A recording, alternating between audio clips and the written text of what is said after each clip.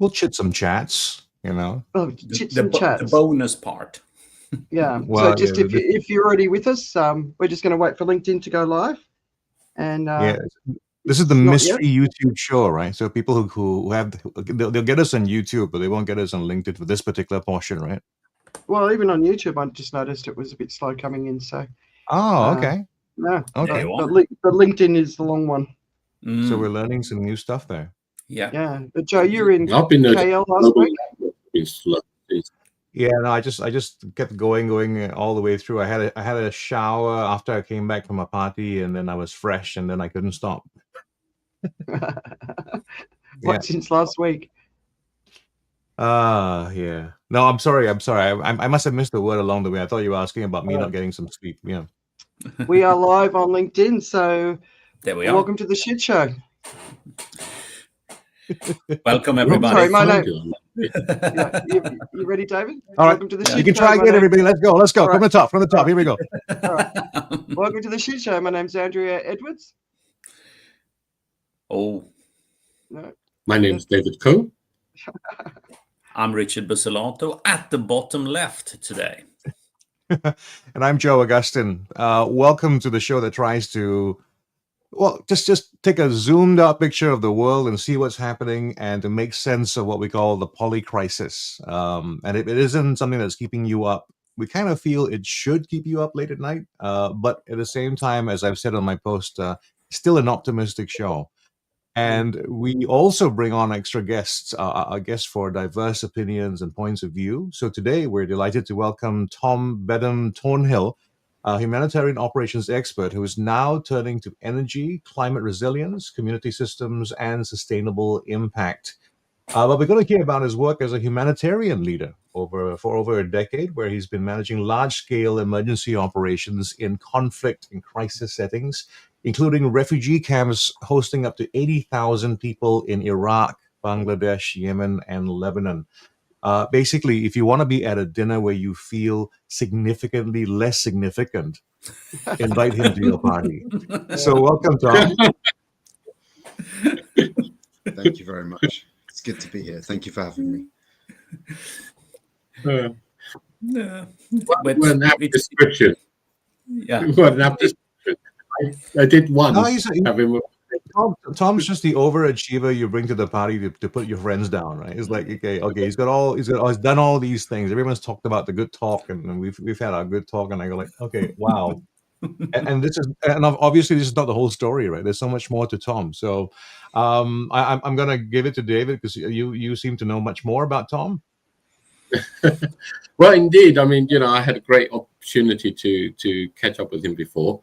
And he had come back to the UK where I live, kind of in between things along, and we got chatting along about it. He's got great stories about hiking. I think it all started by a hike.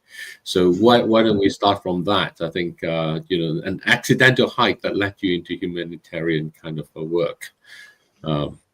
So why don't you do that, and then we can interrupt as we go along, and if that's okay, and then we'll just bring it along there. And Tom, if I can just get you just a small technical thing, just come in a little bit closer so we can hear you closer to the microphone. That'd be great. Just a little bit closer. Yeah, that'd be good. Okay. Perfect. All right. Your story, Tom. Hit us. Well, in 2013, I went to a friend's house and met someone called Jasper who said, "Oh, I want to go along and hike this famous road in northern Iraq, but I've got no one to do it with," which is obviously how everyone starts their introductions. But we got talking, and 3 weeks later, we were at Heathrow. Our trip started, and the general plan was to walk along this road called the Hamilton Road that was built by an engineer working for the British in 1928. And the road was the last sort of link in the strategic road that went all the way from Damascus in Syria to Tehran in Persia, now in Iran. So it was really important to, as a sort of a means of commerce and a means of diplomacy at the time. And pretty much everything that has happened in northern Iraq since then has in some way happened along this road. And we wanted to use the road as an interesting way of telling a story, as a sort of metaphor to tie in the story of this amazing place, the Kurdish region of northern Iraq. And that was the plan anyway. We were missing some rather important elements, such as skills. We had a nice idea, but not much else. So we started by getting on the bus at Hammersmith to Heathrow Airport in the wrong direction, and everything went downhill from there. But we spent 2 weeks walking through northern Iraq from Erbil, the capital of the Kurdish region, up to a little town called Haji Omran on the Iranian border. And the idea was to make a film, because we thought, if we do this, we're going to be asking interesting questions. We're going to be learning a bit more about the place, and we're not just going to be taking cool pictures for Facebook, which is and sort of sitting inside that echo chamber. The only problem was we had no idea how to make a film. We didn't know how to use a camera. We didn't know how to use a microphone. So we didn't have any money. There was no budget for this. We persuaded we contacted a students' union at a university and persuaded 5 random students to come and walk with us for a few days each. And we're still in touch with some of them, sort of 13 years later, which is quite interesting. It's very strange to see what these students have all done since then. But that's been rather interesting. So we... Safe? Was it safe? 2013. I mean, things have. I think so. It felt very safe most of the way.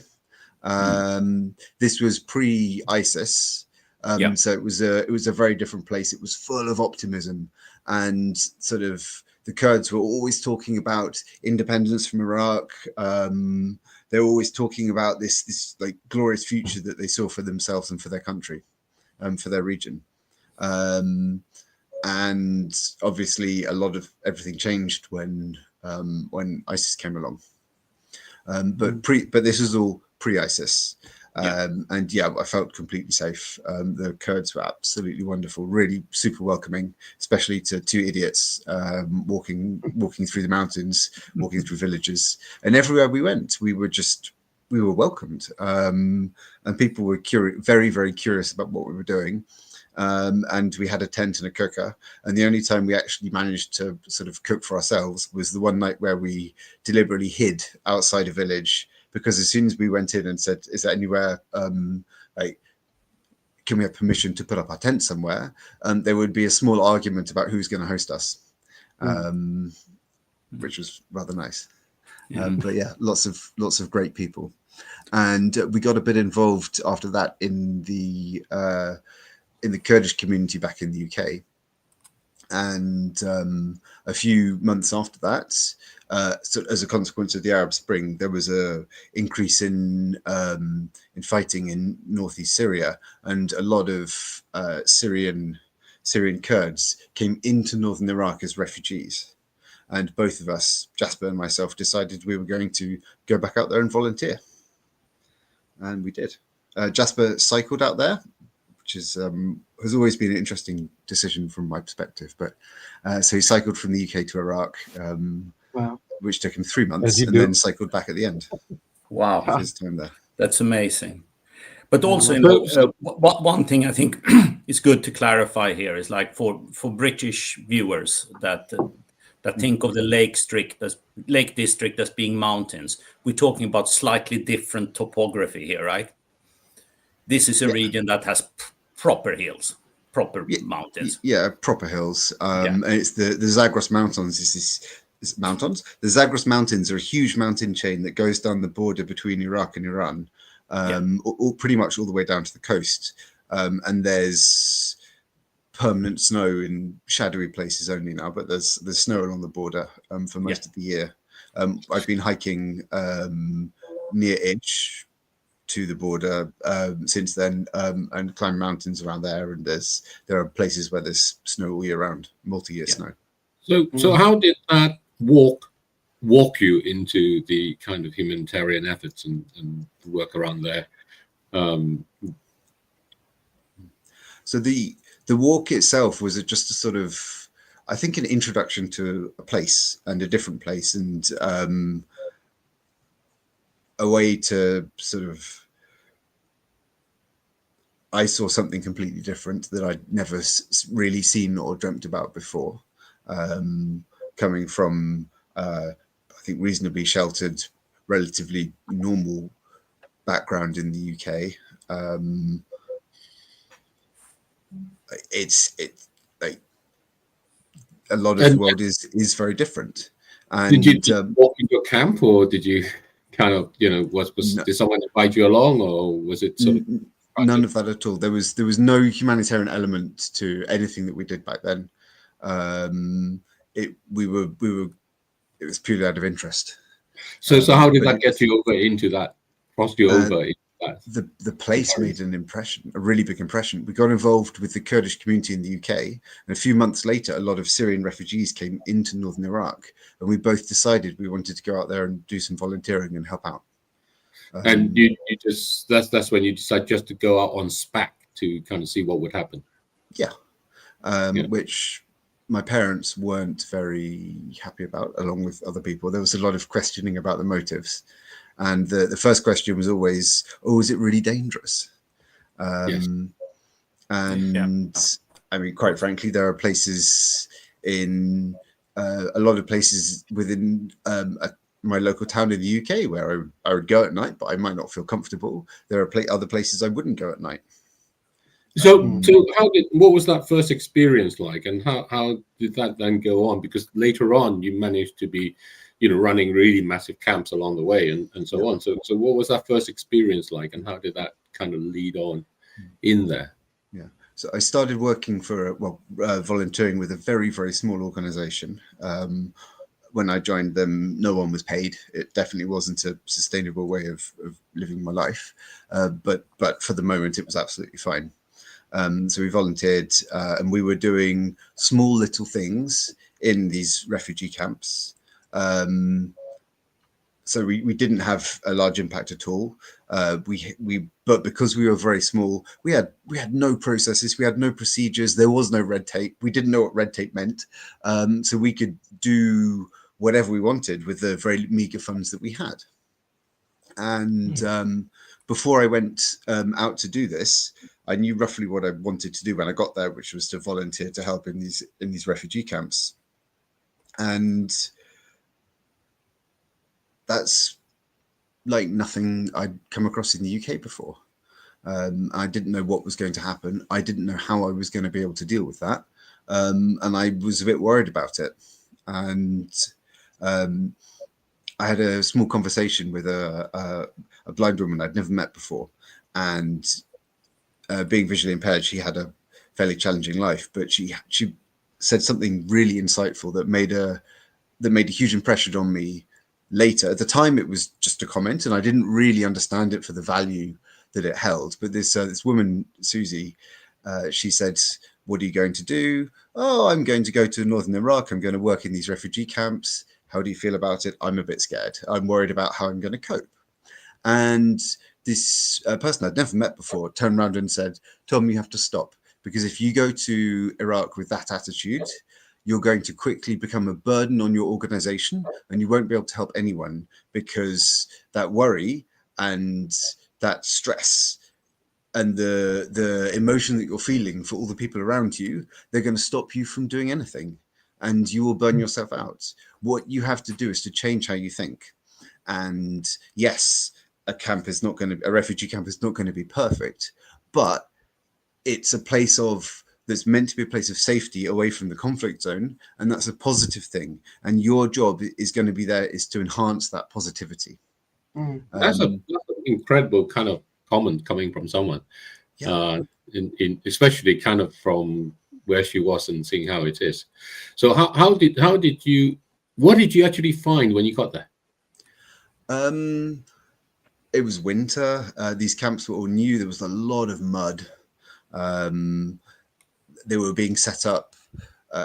One of the camps, Karagosk, when I had arrived, it had 12,000 people in it. And I think when I arrived, there were 90 toilets.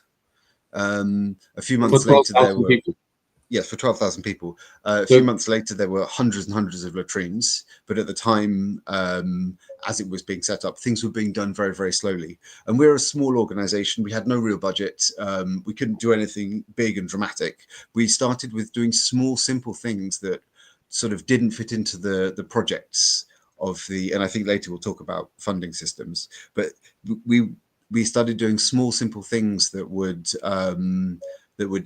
help people to in small ways that were quite meaningful, and would make a small impact. One of the most simple things was we would go around industrial sites collecting wooden pallets, which were being donated to us. And you can put 12 wooden pallets under a standard UNHCR tent and lift the tent up by 3 inches, which means that you don't have, in the winter, when the ground is completely sodden, you don't have that water coming up through the mud into the tent. So suddenly your possessions are dry. Your children aren't getting sick from being damp all the time. And it's a very, very small thing, but it makes quite a big impact. So we did little things like that for a while. And So, that so time, the tent would be like 4 by 3 meters or something. I'm thinking of the size of a pallet. approximately, yes. Something like that, 12. And how many people would be in there? That would be, a tent would be, well, a tent is a standard unit. So depending on your family size, if you had up to 6 people, you'd have 1 tent. If you had more than 6 people, you might have 2 tents.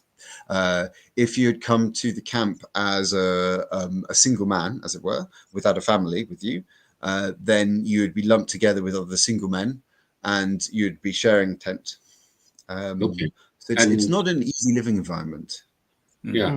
And what did you guys do for food and things? Well, we lived in a city nearby in Erbil. We raised all our living money by running a pub quiz every Monday. Okay. And the refugees, did they have food themselves? Yeah. This was funded. So they had food that was provided by the World Food Programme, and it was a sort of a big box. And then again, if you're a larger family, you might get 2 boxes, that sort of thing. It's quite sort of simple at the beginning of an emergency, although I didn't really know or understand that at the time, but now I do.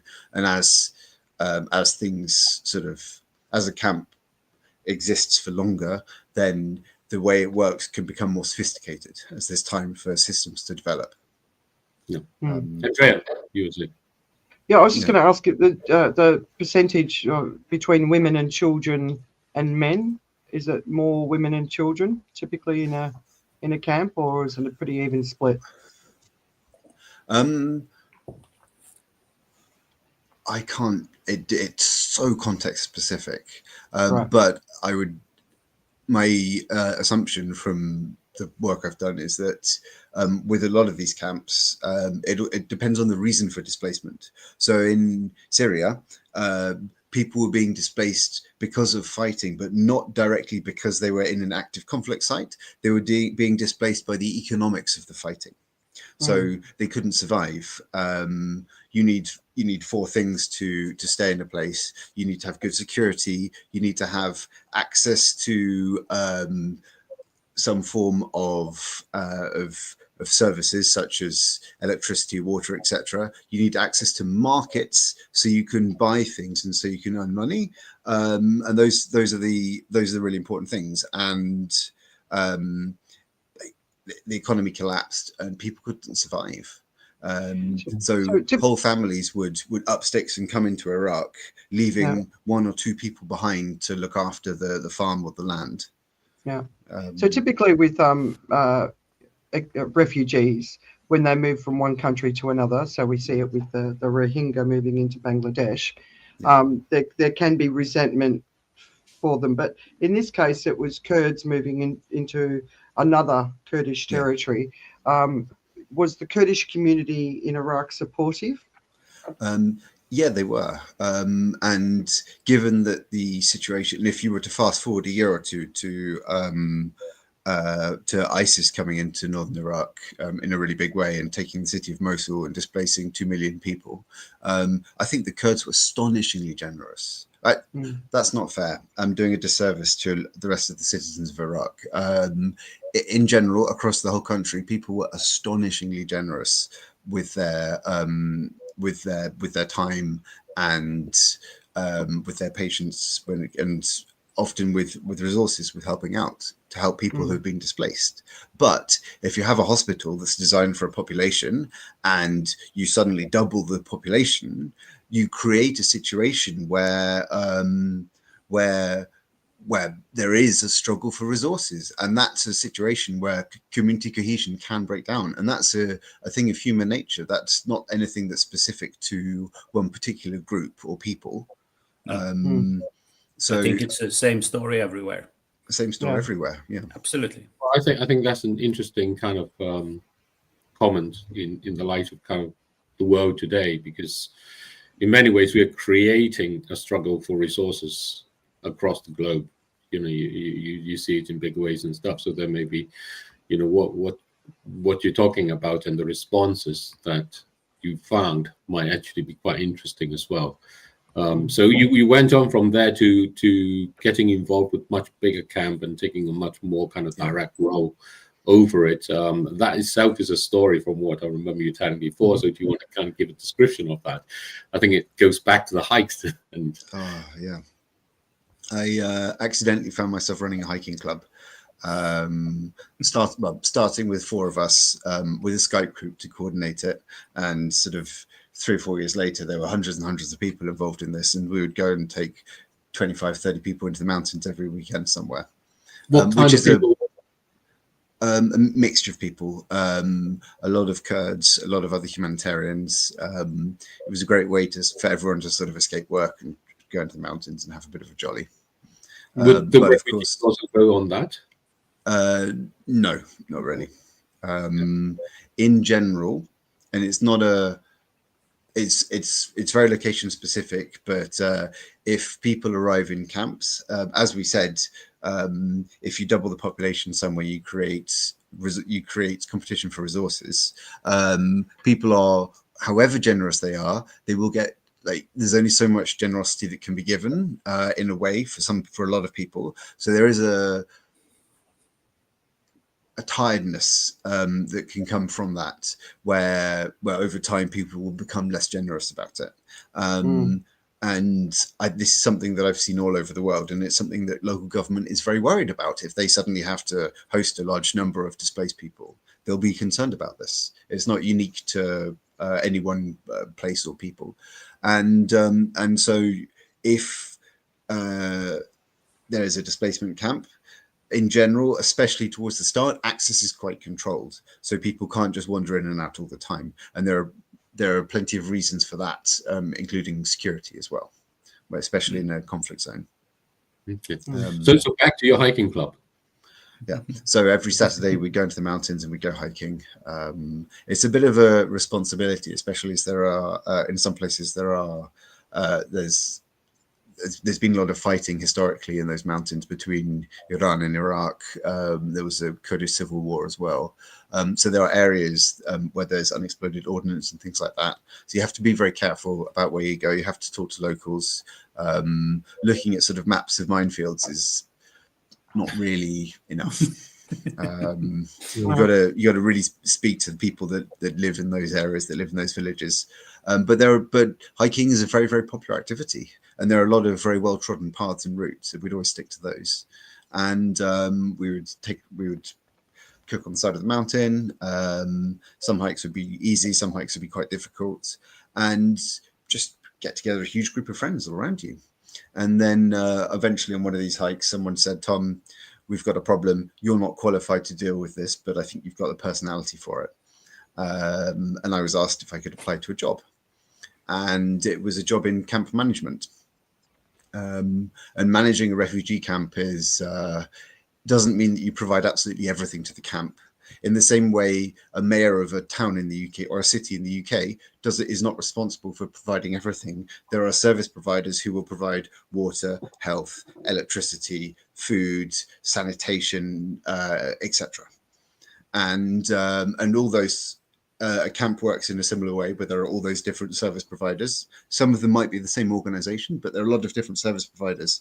And as the camp manager, my job was to make sure that everyone in the camp had access to the services they're entitled to and access to information so they could make informed decisions. An informed decision in this example could be something as simple as, how do I make sure my family is receiving all the food that they're entitled to? For example, if I have someone with a vulnerability, then I might be entitled to a bit of extra food. How do I access those additional resources? Or it could be, I'm in Bangladesh, I'm Rohingya refugee in a camp in Bangladesh, and a cyclone is coming up the Indian Ocean, and it might make landfall here. How do I need to take the step? What steps do I need to take to look after my family? Everything from tying my house down to making sure that my documents, which are so vital and so important, are in a plastic bag hanging from a hook on the ceiling, not lying on the floor in case there's a flood. So a lot of it is conceptually simple, but making sure that a community is prepared and is resilient is a really important part of that job. And then the third bit, which arguably I think is where the biggest impact is an area of coordination. It's not an area of any kind of implementation. So an effective camp management operation is the information generating machine for a humanitarian response. So we will be the ones who will be flagging the needs and the gaps within the camps that we're responsible for, so that resources can be directed to those locations.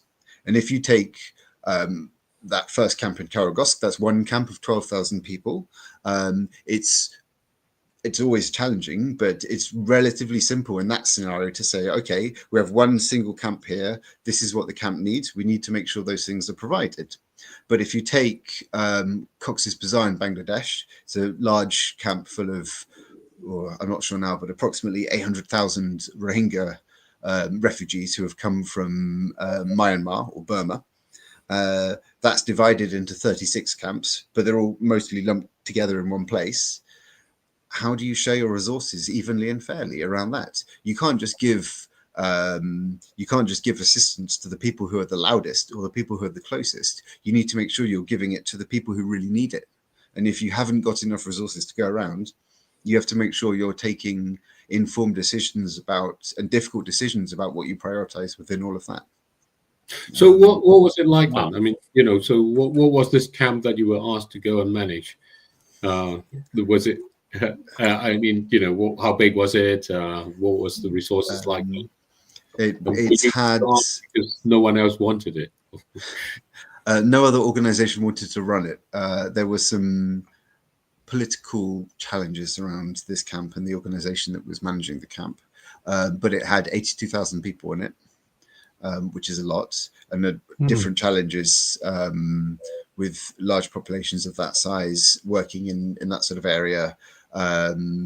Everything from making sure that there's enough water and electricity. Water can be a problem. We're close to the Tigris, but so there is river water nearby, but that's not drinking water. That doesn't meet the standards that you need to have for safe drinking water.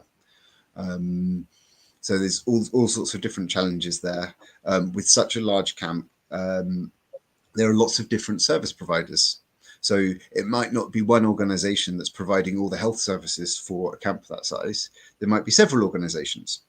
And if you have something like a school with a curriculum that's the same everywhere, then it's easy. You just say, okay, my camp has 3 schools. I'm going to divide the camp into 3 geographic segments, and then students or potential students in segment A, you go to that school.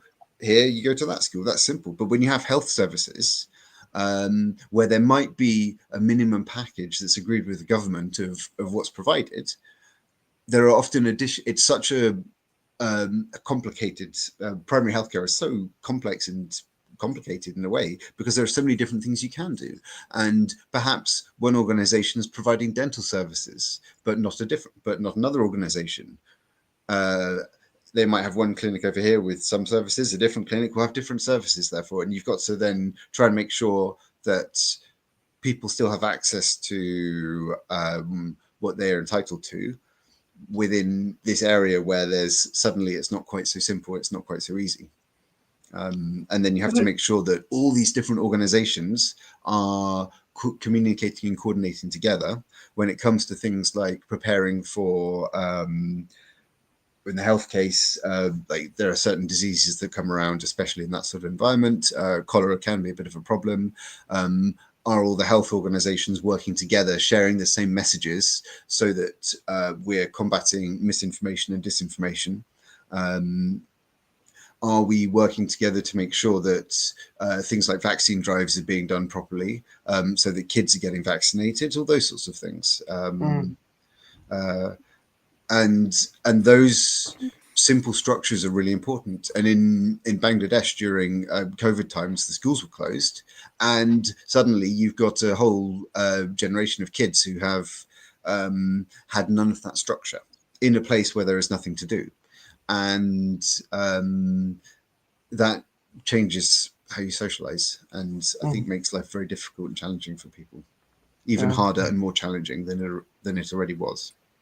Ollie's just been asking a couple of questions. So we've spoken, and I've spoken to a couple of people who've been managing refugee camps in places like Uganda, and one of the biggest challenges they have is that this enormous amount of people arrive, and then there's this deforestation takes place so that they can cook, and so there's different challenges in different places. There's no opportunity for deforestation, and I'm sure in Iraq, but but that local nature impact that a big group of people arriving would have. So Ollie's been asking about water mismanagement. So you mentioned the Tigris, but I don't know if you were there when there was one of the droughts where there was low water levels, being impacted by the earthquakes, and of course in the Cox's Bazar fire is a big risk, right? So just talking about some of those sort of practical things like water access. You mentioned it, but where it depends on the geology and what's sitting under the ground. Where, if you have to build a camp very suddenly, where do you do it? You build it on land that's available, and if people have housing and property, then they're not going to want to give that up. So that you can move a load of extra people in there. So therefore, you have to use government land. In Bangladesh, the camps are built on what used to be a national park. It's never been built on before, so the ground is very hilly. The soil is not compacted. Soil is not really compacted, so there's huge problems with landslides and things. 800,000 people moved in there, and a month later there were no trees within 15 miles because everyone was burning them because they had to cook. So there's a huge program there to provide gas canisters so that people can cook without cutting down trees. And then since then, there's been a huge reforestation program, which also does a lot of work to do with slope stabilization as well. Landslides are a huge problem in that area. Some camps, David, sorry. So I was going to say, what seems to come up, you mentioned about education and kind of like having classes and things and so on, and there's a dimension that I think hidden behind there, where I think some of our questions are not quite bringing out in a way, because 80,000 people, right? So is this 80,000 people sitting around doing nothing, expecting things? Or is this 80,000 people going to school, going to work? What is it like? This is 80,000 people in the first camp I ran, Jeddah in Iraq, or in 800,000 people in Cox's Bazar. Like, if you're in the position where you have a little bit of money, then maybe you can set up a shop and you've got a little bit of an income, that sort of thing. There are things that can be done, but by and large, people in these types of camps don't have access to the outside world, outside communities. Which brings the whole question about, why do you set up a refugee camp? And a camp must always, says the camp manager, the camp must always be the last resort, because it becomes permanent. It has huge, massive impact on the local area because it's such a large concentration of people. And if you were to spread that number of people out over several towns, cities, areas, it's a negligible difference. So there's always those sort of questions as well that are quite important to consider. So within that, then, I mean, what's actually happened? Is there like a little? Are they like mini cities? Are they like villages? Do they have a kind of activities that you may normally see? Yeah. Are they recognizable in that way, or the images we're showing is bodies lying around? Yeah. People just sitting around doing nothing. Yeah, and there is not very much to do, and that's a sad fact of life. But in terms of things like education is a human right. Education is provided. It's not provided because it's charity. It's not charity. It's a human right, and my job is to ensure people have access to their human rights here.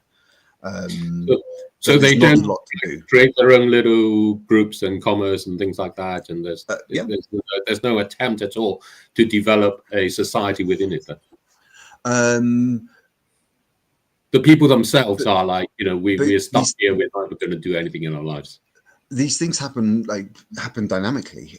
People are like a refugee camp is a huge, with 80,000 people in it, that's a microcosm of society. You're going to have doctors, teachers, all sorts of jobs and professions represented in that group. You're going to have people that were successful businessmen. You're going to have people that were not successful businessmen before, and women. You're going to have different genders, different ethnicities. You will also have people that will do things that require law enforcement. There will be people who will commit crimes. They might be perfectly nice people who are driven to this because they have needs for their family. They might have other motives. They might be organized crime. But it's a huge microcosm of society. You've got everything in there. And people are social animals, and often you will find that communities develop all by themselves. They do it organically. So setting up a community is challenging and difficult, and you'll never get it right from the outside. What I have done a couple of times is to set up some sort of community representation, where we say, okay, we've got 80,000 people here. It's very, very challenging to actually listen and understand to the needs of 80,000 people.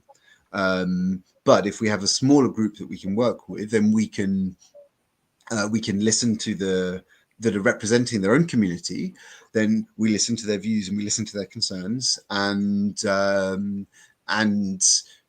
we try and change the way that the programming is done, so that instead of having this top-down global model of which is in a way sort of what we have, where money goes from a donor to you, an agency, down to an NGO, and then gets implemented, and then the work gets implemented, and all the planning is down this way as well. You try and sort of set up systems where the community participates in their own humanitarian response, where they're involved in that community engagement. They have some sort of ownership of it because they can influence decisions that are made that affect them.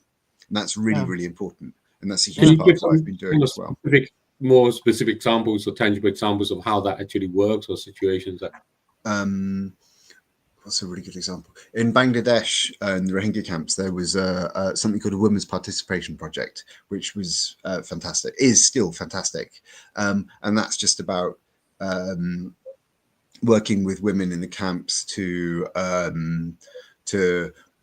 provide simple things like skills so there can be an income, but also looking at things like talking about important topics around how do you plan a family, and how do you keep yourself safe? How do you raise concerns if you don't normally have the ability to raise your voice and say, I've got a challenge, I've got a problem, you suddenly put people together, then it's easier to say, look, we have a problem. It's a group thing. We have a challenge that's not working. So it becomes social. It becomes a way of developing skills, that sort of things. I've also done stuff with trying to make those sort of things more formal, so that a bureaucracy like a government is any government, including in this country, will often struggle to speak directly to individual people and hear feedback from people. It's much easier to get representatives. The Prime Minister of the UK doesn't speak to everyone in the country. There is a system where you have MPs who represent areas of the UK, and they're meant to bring the views of their constituents up to Parliament for discussions and challenges. So systems like that are put in place as well. And those structures, they need to be something that can be understood by the bureaucracy and the system that surrounds them, but also something that's usable and actually meaningful to the communities that are involved in them.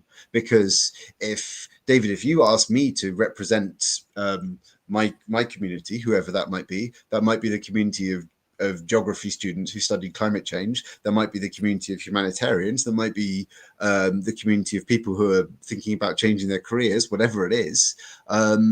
I can do that only to a certain extent, and I will only try and do that if I think you're going to listen to me. If I don't think you're really going to care about what I'm saying, why would I bother? And therefore my voice is not going to be heard. So it's very important to make sure that to try and make sure that stuff happens in a sort of two-way way. But it also comes down then to sort of the big picture and funding models and that sort of things. And it's always been this sort of approach where countries and large bodies like the European Union will provide money to UN agencies. Historically, for example, in the UK's Foreign Commonwealth Development Office, USAID, ECHO, which is from the European Union, and lots of other ones, other countries were involved in, have always been involved in this. The money goes from the donors to the UN agencies, to the NGOs, and then eventually to local partners. And every single layer of that adds some form of oversight, like coordination and compliance requirements and that sort of thing. The money might go to only one specific project. So if I've got money for a community engagement project and I come across a problem over here, I won't be able to deal with it because my money and my indicators are for one particular purpose. And that's a bit of a problem as well. And especially when those things are really cyclical and short duration. So if I've got a 6-month project, then my planning horizons are 6 months. And I might personally, as a project manager, say, okay, I want to be in a position in 2 years when I can do X, Y, and Z. But it's very, very hard to put things in place to get there when my planning horizons are kept so short and so small. That's part of the nature of... Sorry? Well, I was going to ask you, what were some of the better funding models or examples of them that you come across? Yeah.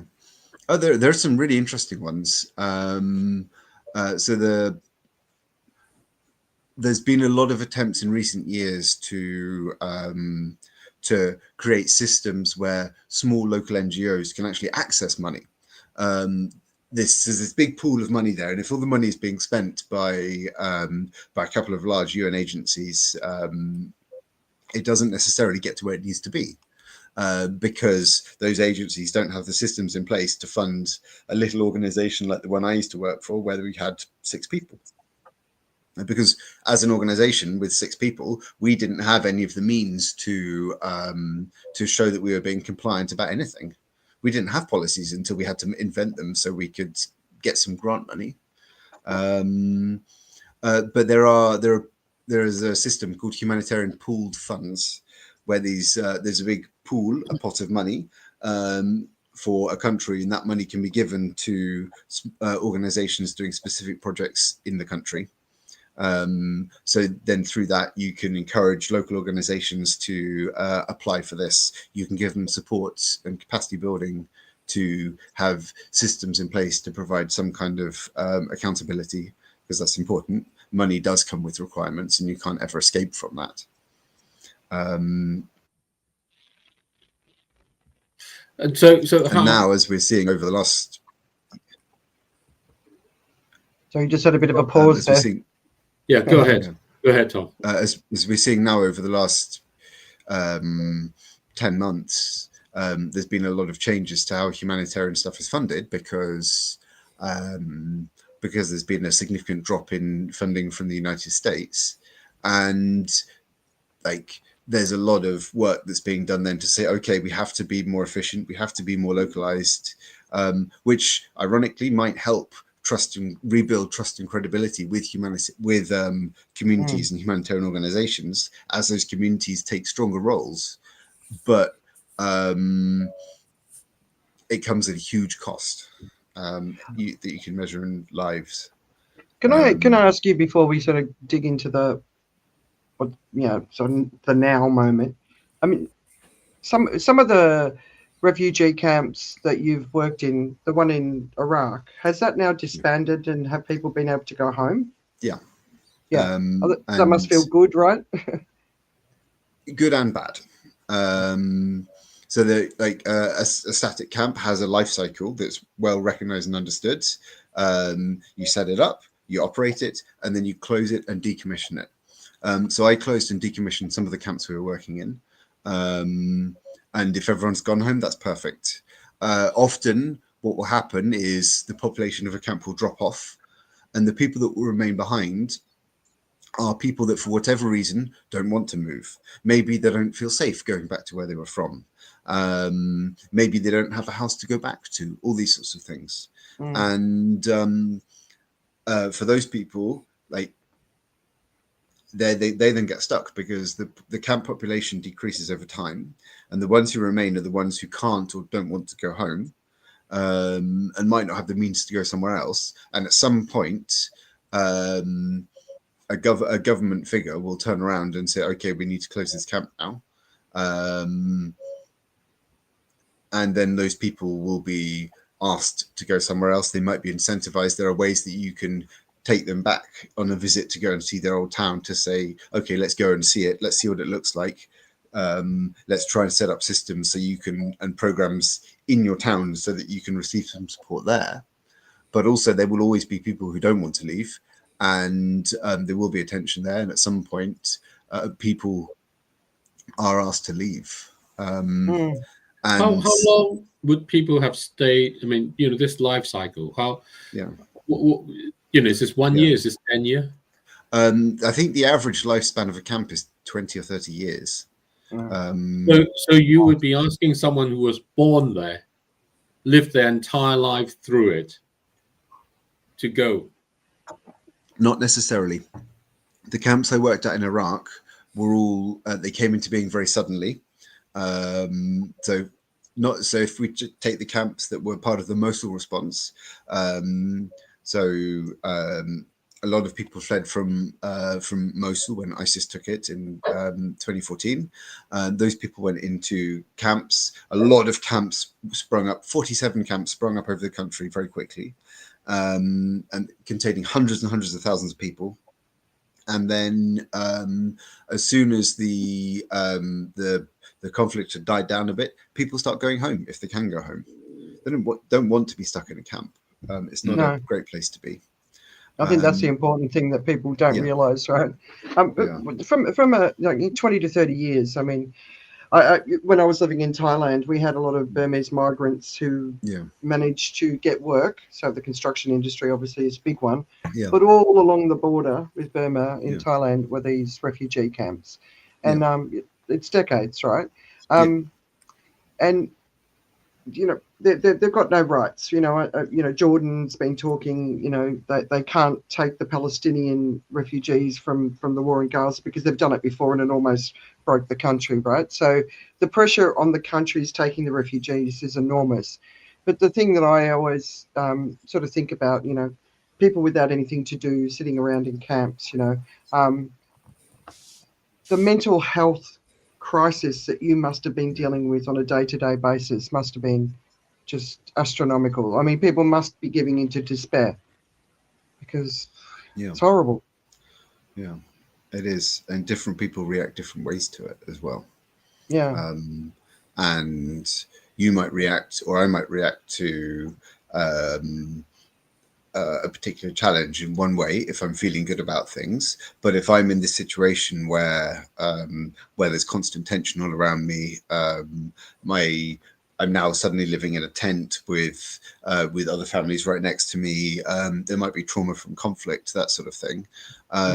Suddenly, like, I as a person might react completely differently to a situation, and that is that is part of human nature. It is tough. It's difficult, and there are really big problems around that.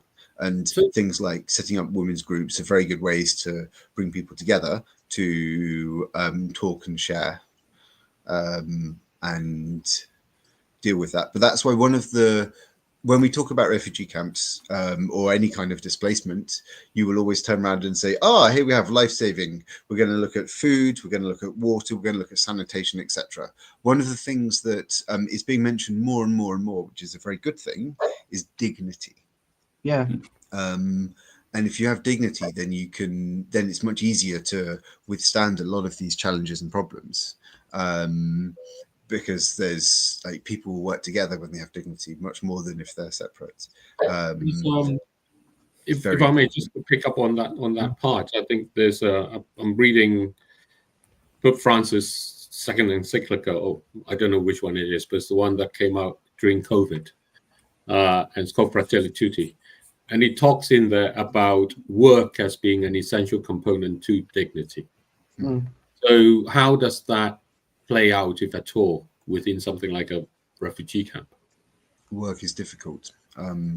There is, again, if you're dropping a huge number of people into a society, there are not going to be enough jobs for everyone.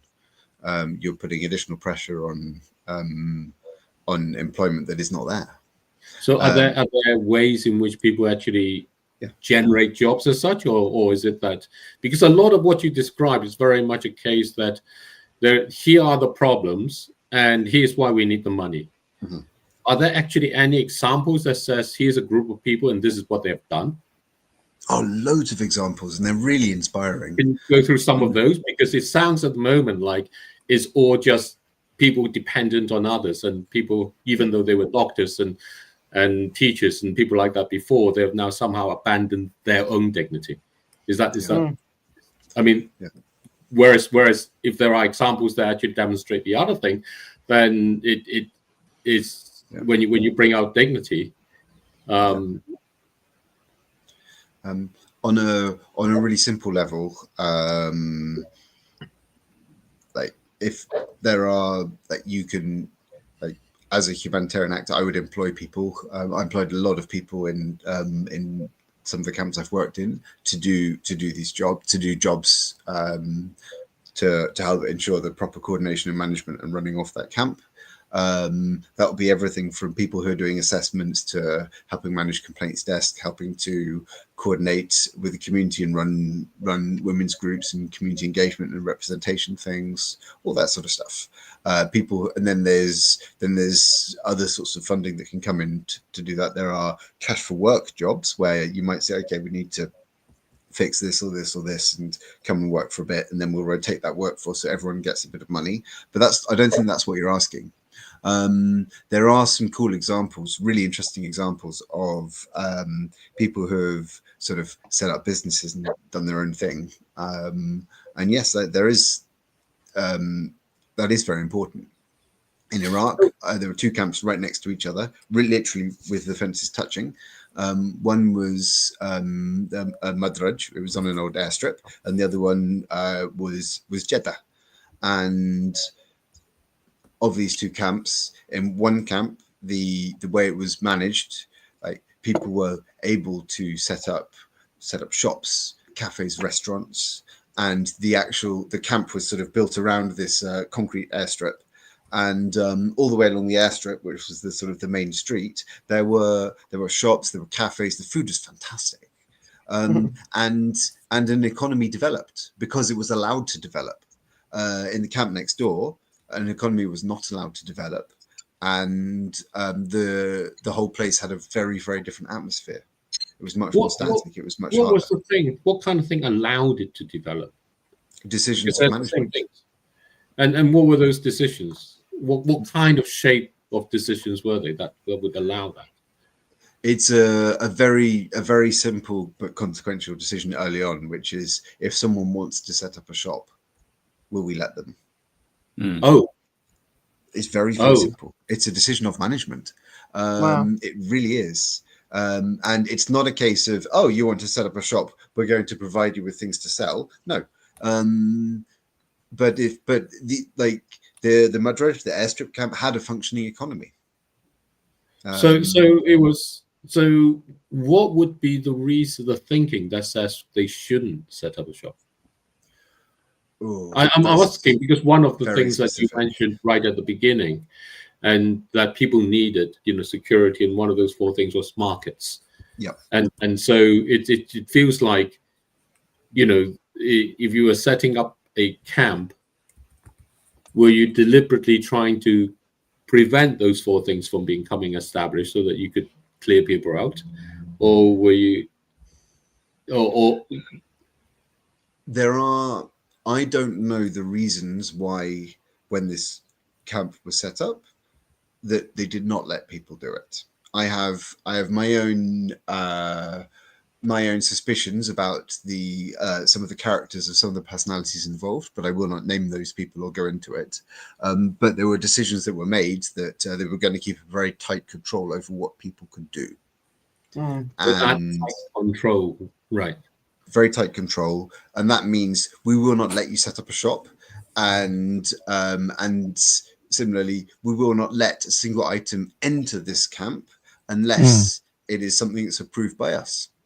Whereas another camp next door said, okay, you can set up shops, but if we're going to set up food shops, we need to agree on standards. So let's sit down with this with people who want to set up cafes and restaurants in this shop. And that number started very small and grew over time. But let's sit down and make sure we have an agreed set of standards for food storage, that sort of thing, so that we're not spreading disease through the camp. If electrical items are being sold in the camp, then how do we make sure that they are items that don't overload the system, because there's only a limited amount of electricity available? How do we make sure there's a safety element to this? Fire is a huge problem. Yeah. We mentioned fire earlier, and in Bangladesh, where the whole camps they're very, very densely populated camps, far over the standards for there. I mean, there are humanitarian standards for everything, and there are standards that say you have to have fire breaks that are a certain width, and you have to divide up your area, and you can't do that in Cox's Bazar. It's just it doesn't work like that. And there was a huge fire while I was there in I think in March 2021, and it burnt down the houses for 60,000 people. Wow.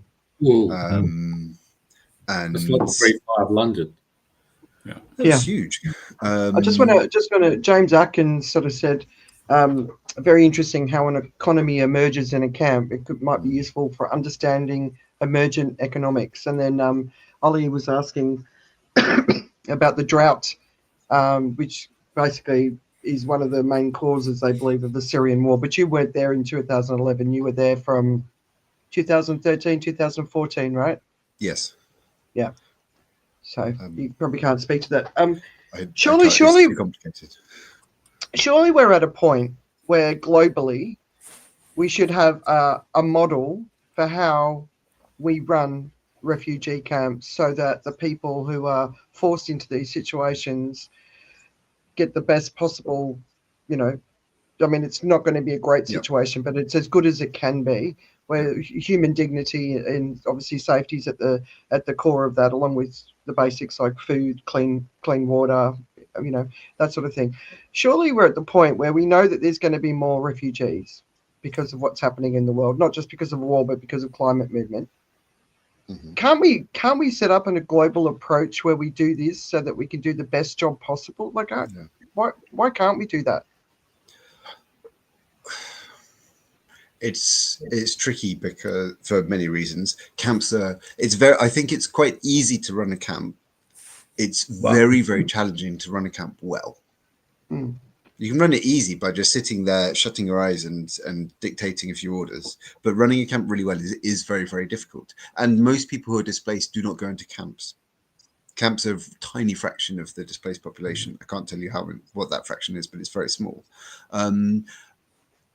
On a sort of a technical level, from the perspective of camp management, there are sort of global coordination bodies who sit down and talk about how we're going to do camp management, what standards we're going to use for different things, how do we train practitioners in concepts around camp management and community engagement. How do we share best examples of best practices? All that stuff happens, and there's some really interesting stuff that goes on in there, and there's some interesting work that's being done and being worked on to say, okay, how do we try and bring more local influence into what's going on? But ultimately, it comes down to money, or I believe it comes down to money. And most funding and control still sits at a very senior, very global level. And there are lots of commitments to localization that have been made in the past, specifically something called the Grand Bargain in 2016, and where there was meant to be a sort of a change in how we do humanitarian work. And now, as a result of the US funding cuts, there is another big sort of head-scratching session going on where they're trying to reorganize this, and that's called the humanitarian reset. But like that, ideally, who needs what better than anyone else? That could be community groups, municipalities, national NGOs in a country, but they're always going to be the first to act, and they will always be the last people to leave. And because they have that access and that understanding of the context, they can have a better chance of building trust with people, which makes that response faster and more relevant to what's going on there. That's really, really important. But we're in a situation where upward accountability is the way that the system is still governed. So a donor will say, right, I want you to do this project with this indicator, or the organization might have a chance to propose the project with its own set of indicators. But that's the accountability there, the institutional accountability is, do we meet the indicators agreed on with the donor? Not so much, do we meet the indicators that we've agreed on with the community? That's a really big problem. And then the local actors, whoever they are, will often carry the highest security and the highest reputation risks in a humanitarian response. And they have the least protection, the least amount of insurance in whatever form that might take. I think that's really sorry, 1 second, David. Earlier this month, I was at the opening of a memorial to humanitarian workers who have been lost. And it's taken a long time it's taken 10 years to get this to the position where it's up now. But now there's a memorial in London to lost humanitarian workers, and 383 workers were killed, aid workers were killed last year, which is far more than previous years. And most of those people are going to be local staff of organizations. And that's really important to remember. And when a British national is killed somewhere, that hits the news far more than it does when something happens in a country and local staff are killed. I was going to comment in a way, because I think with your comment that funding objectives are to meet the donor's perspective wish versus the actual kind of recipient's needs. I think we are in some ways moving even more towards that, because the US has quite clearly stated we will only fund things which serves our purpose and enhances our status.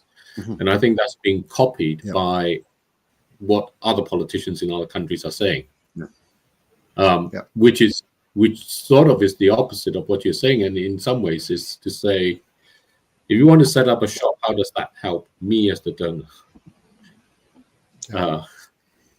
It's thinking about the problem from a different perspective and saying, okay, how can we help people to thrive in this environment? Because if we can do that, then it makes their lives easier, and it makes our lives easier, it makes everything work better. And there's a really, there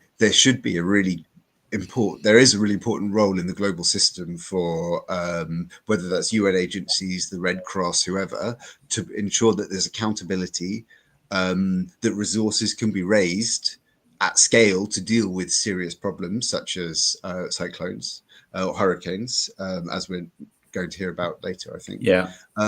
But also then there's technical standards, there's information, there's that knowledge of how you do it well. All those things can be shared. if there's a sudden onset crisis, in other words, a humanitarian, a natural disaster, the local municipalities might not be ready for it. They might not be prepared to deal with that. They're going to need a huge amount of help very, very quickly in order so that they can meet the needs of their own people.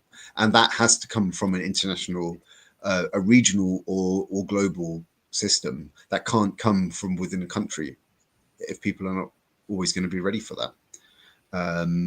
So I'm just looking at the time, and it's Yeah.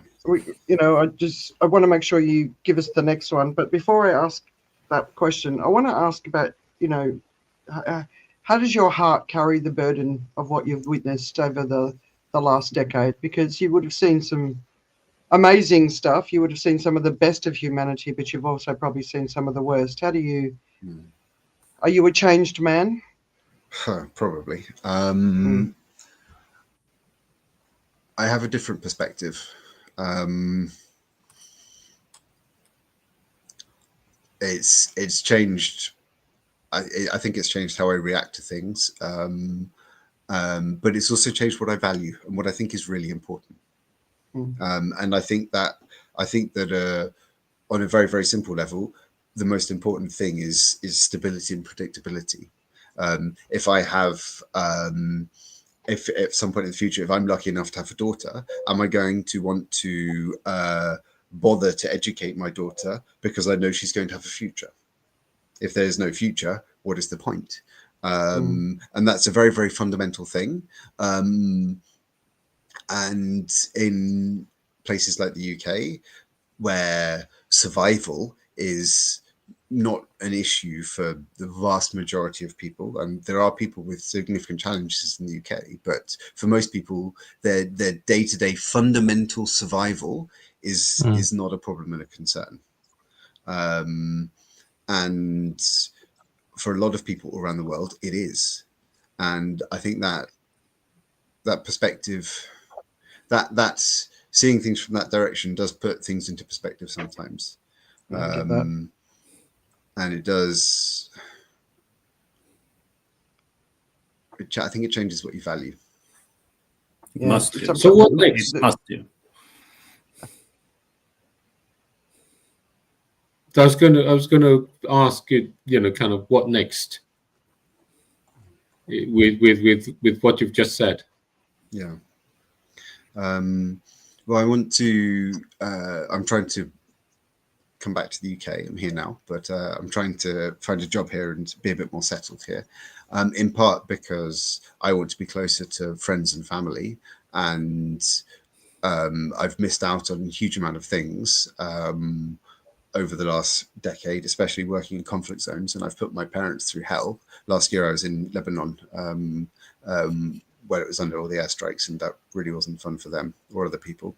But I want to take sort of the skills and I think most importantly the attitude that I've learned and developed to something slightly different here, and moving maybe from something that's looking at crisis response to building long-term sustainable systems that prevent and mitigate things from happening in the future. And I'm really interested in climate change and renewability and sustainability, and climate resilient infrastructure as well. So I'm sort of that humanitarian work has really taught me the importance of resilience and strategy, but also like local leadership, what people can bring to the table, and that a successful enterprise, whatever it is never top down, and it always involves the input from people on every single level, all the way up. And yeah, I'd like to help organizations and communities that plan and adapt and thrive to the changing world that we're in and that we're going to experience as time goes on. Oh, well, very inspiring. All right, I'm going to give you a break from the screen.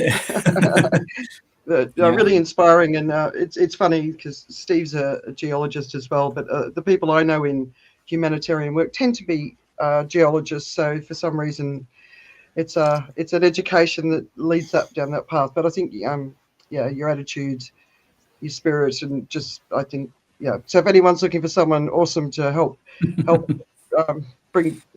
do some good in the world, reach out to Tom. Yeah, So and I really need a to run job, a so hiking club. that would be useful.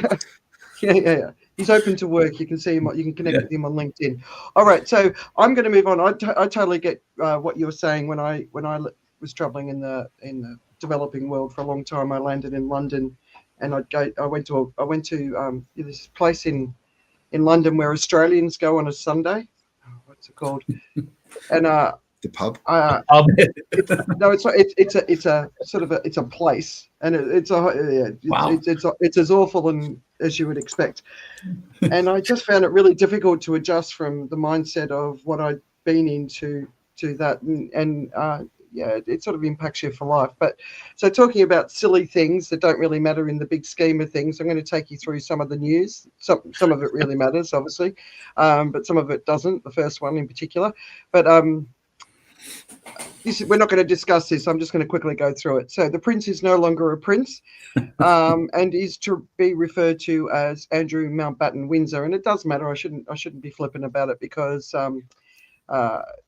he's the first domino, I think, in the Epstein case, and hopefully, male domino. The women certainly are getting a shellacking. Another story that I saw today: Australia is about to spend $500 million on Halloween decorations. Now, people look at stories like that and they don't think much of it, but like 99% of those decorations will be a single-use item that will go into landfill. I honestly don't know what it's going to take for us to wake up. So that's just one. Hue is the former royal capital of Vietnam, and I was there with the boys when they were tiny. It's a beautiful, beautiful place, and it was absolutely devastated by flooding. And it's probably something most people haven't paid attention to. Spain and Portugal are also facing severe floods. Dolphins are getting Alzheimer's, and this is due to pollution and algae in the water. And we've got to presume that that's a factor for us too. The Irish have elected a far-left president, and I don't know about you guys, but she seems pretty cool. But the Dutch have come back to the centre, which, that was, I felt a bit relieved about that because they'd gone far right. I've got a lot of people who were left-leaning, and they were a bit disappointed that it didn't go more left, but, as long as it's not the other way. But however, on Argentina, Milei had an unexpected win, and I'm wondering if it was because Trump said we'll only give the money to Argentina if they keep supporting Milei, and self-preservation, maybe. Australia's Christmas island shrew is now officially extinct. I've shared a really beautiful an ode to the shrew in where I put all my world news. It's worth reading. OpenAI has shared data on ChatGPT users with suicidal thoughts or psychosis, and it's 0.07% of users, but with 800 million users, that means we've got hundreds of thousands of people in our communities that are dealing with this. And then, of course, the US shenanigans against Venezuela. Israel continues to carry out massive attacks on Gaza, and they're killing hundreds of people, including children. But apparently there's still a peace agreement. And the Amazon, the company, this week announced that they're letting go of thousands and thousands of white-collar workers, but a couple of weeks ago it was hundreds of thousands of blue-collar workers. And honestly, it's an AI replacement and a robotics replacement. Once they've got no people left working for the organisation, and everybody else does the same thing, who's going to buy the products that they sell? So they're the main bits. What about you guys? What else have you guys noticed? Lots of politics.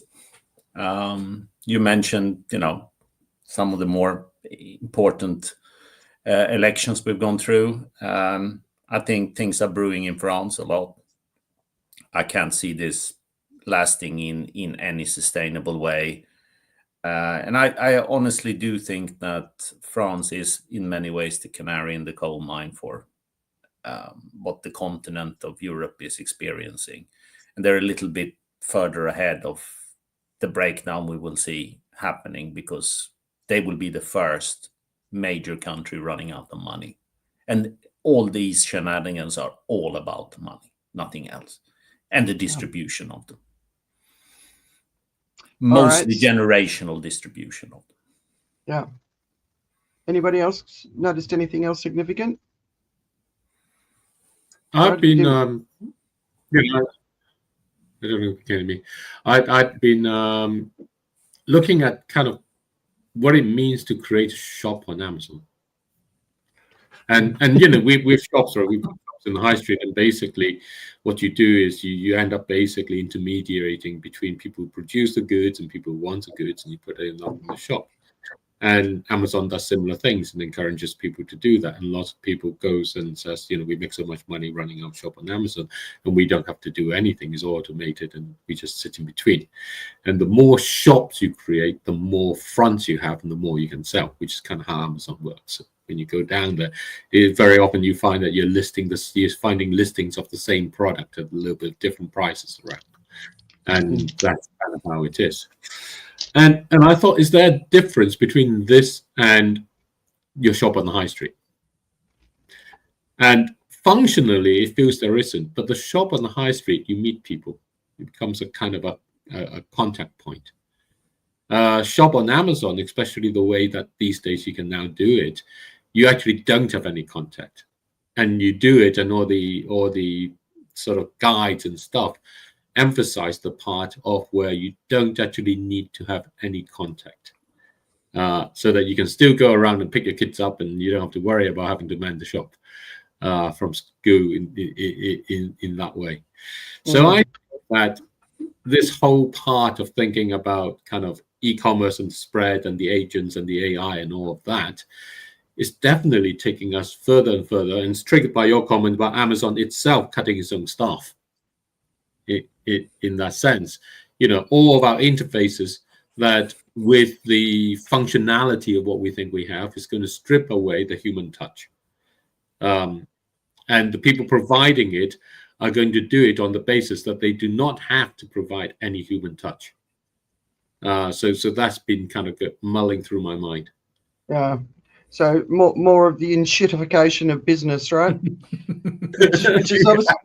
which is applied to technology companies, but I think it's more wide. But we obviously had Hurricane Melissa, and when we did the show last week, so last Friday, it was scheduled to land on that Saturday night or the Sunday, but of course we know that it didn't land till Tuesday, and that was because it was so slow moving. And it took, you know, I remember talking to my husband, and he's like, well, it seemed like it went okay. And I'm like, oh, no, we just don't know what happened yet, because it hit a part of the island that was so cut off, and it took a good couple of days before we started to get footage out of the area, because obviously the telecommunications down, the energy was down, but absolutely devastating. But anyone, Joe, you haven't said anything yet. Any thoughts on what you've seen from Melissa? You don't have to if you don't want to, of course. No, I don't really. I was processing what Tom was saying. I had a few ideas, but they all passed by. But no, I was just actually more taken by all the fawning by the countries that have been saying hi to Trump. But I think we're going to be talking about that later on as well in the show. Yeah. But anyone want to talk about Melissa? Oh yeah, I got some stuff. So I'm you know, it's really interesting. One of the comments, you know, Jamaica has like 2.9 million people, and in a way, you know, you can actually, you know, there are plenty of spaces that can actually help with the people with the potential displacement or dealing with it and getting people out of the way of the storm and then bringing them back or whatever is necessary. And it goes very much into this sort of, you know, aspect of how do we deal with this? Because quite seriously, this is like a time when a major country is still pretty big, you know, kind of geographical size and everything, and a tourist spot, right? Lots of people go to Jamaica and the Caribbean for their holidays and for the rest of it. It's being devastated in a way that actually people everyone is going to see it for years to come. Yeah. And we're going to find this is kind of first contact in some ways with our everyday reality of climate change. Yeah. But the thing that gets me is in the news is pretty much relegated to some minor item, at least in the UK. You have to go searching for it. This storm. The storm. Yeah. Oh wow. Okay, that's interesting. Well, let me give you a few facts, right? So I was watching another video with a system scientist who said basically what we're going to start to see is we're going to start to see these big systems start to join. So and then next year, and it's not a case of a new normal. The next year it'll be even different, so it'll be bigger and bigger and bigger. So that's one of the things. So they're talking about it as a category 6, but that doesn't officially exist yet. But it meets all of the parameters for a category 6. We don't know the true impacts, but it did wipe out the breadbasket. They think it's erased at least a decade of economic gains in the country. But one of the things that was just briefly mentioned in a piece that I saw was that 70% of the country's lost the electricity, but they're expecting temperatures up around 100 degrees Fahrenheit, which is close to 40, right? So it's going to be horrible.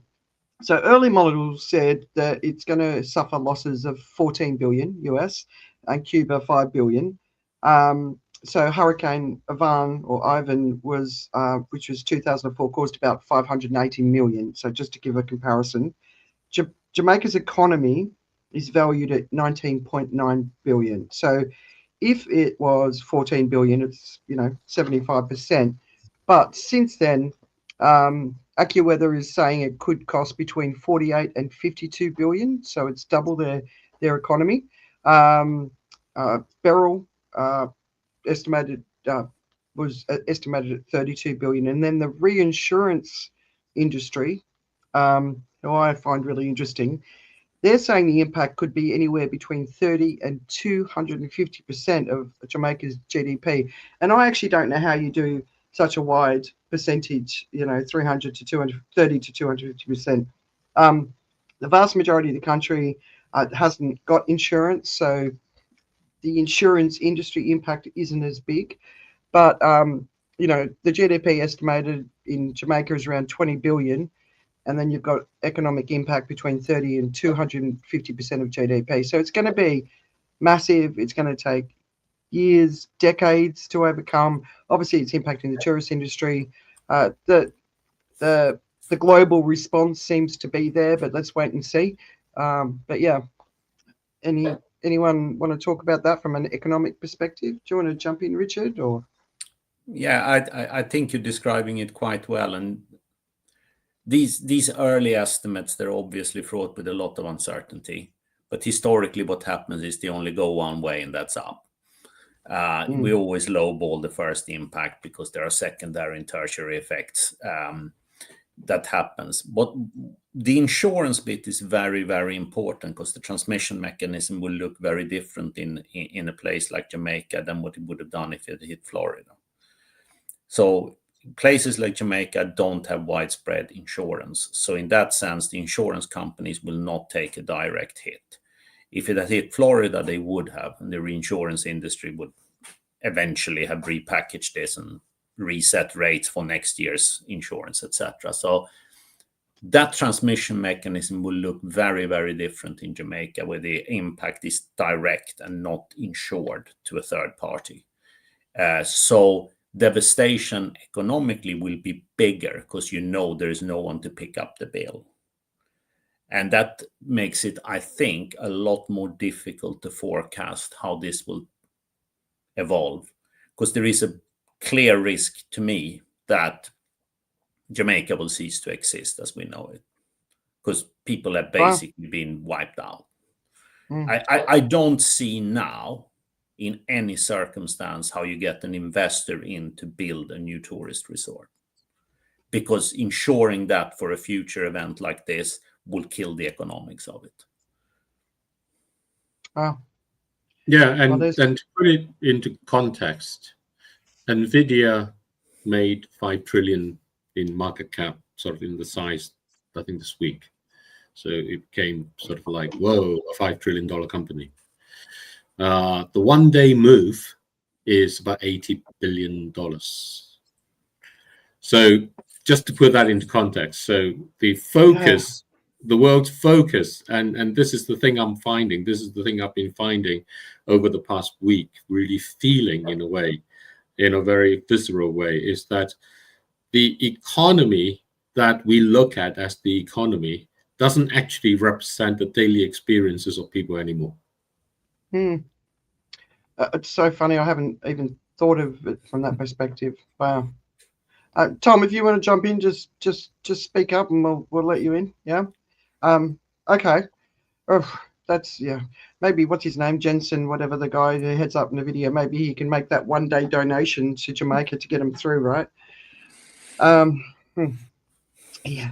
Okay. Well, it's nothing for him anymore, right? So we're coming up to COP30, and what happens before COP30 is a lot of reports come out, and if you're paying attention to the planetary crisis, it's a really good time to sort of get up to date with the numbers. It obviously isn't the full year of 2025 that they can assess, but a lot of stuff comes together. So we started the week with Antonio Guterres, who's been lamenting that he hasn't done enough, and I think he's done as much as he can in the role that he's got with the support he's got. I think he's been really cutting through.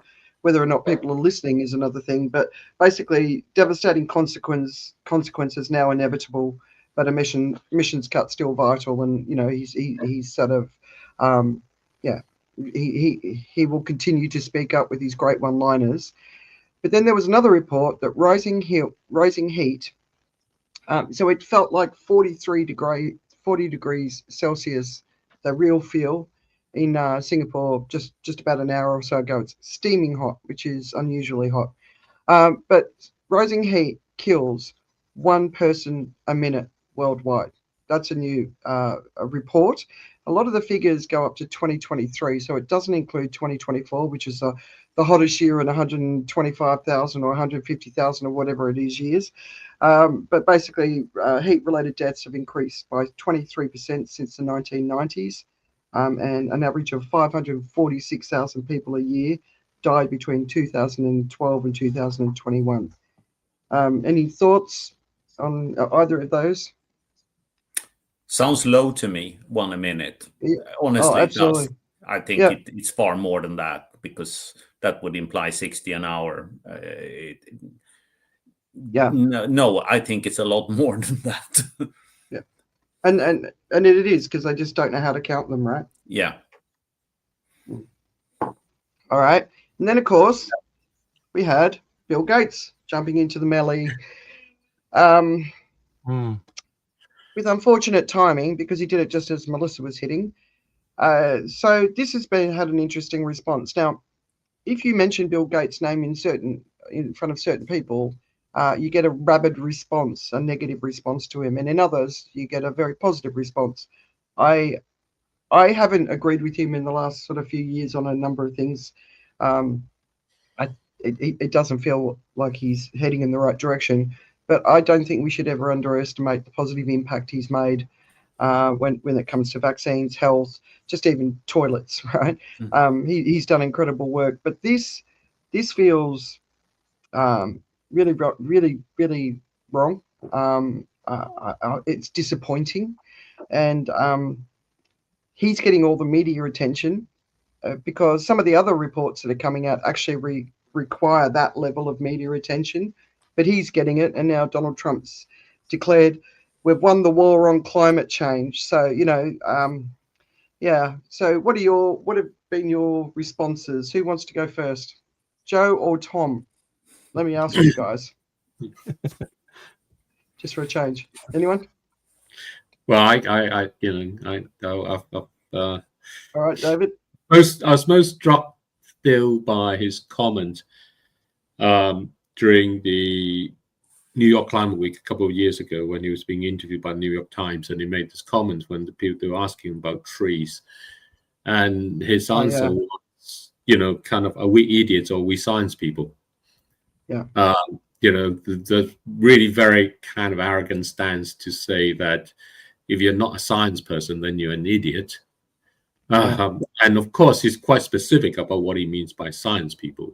In his particular case, he was selling the Icelandic direct air capture, which has not managed to produce the capture that it has hoped to do by now.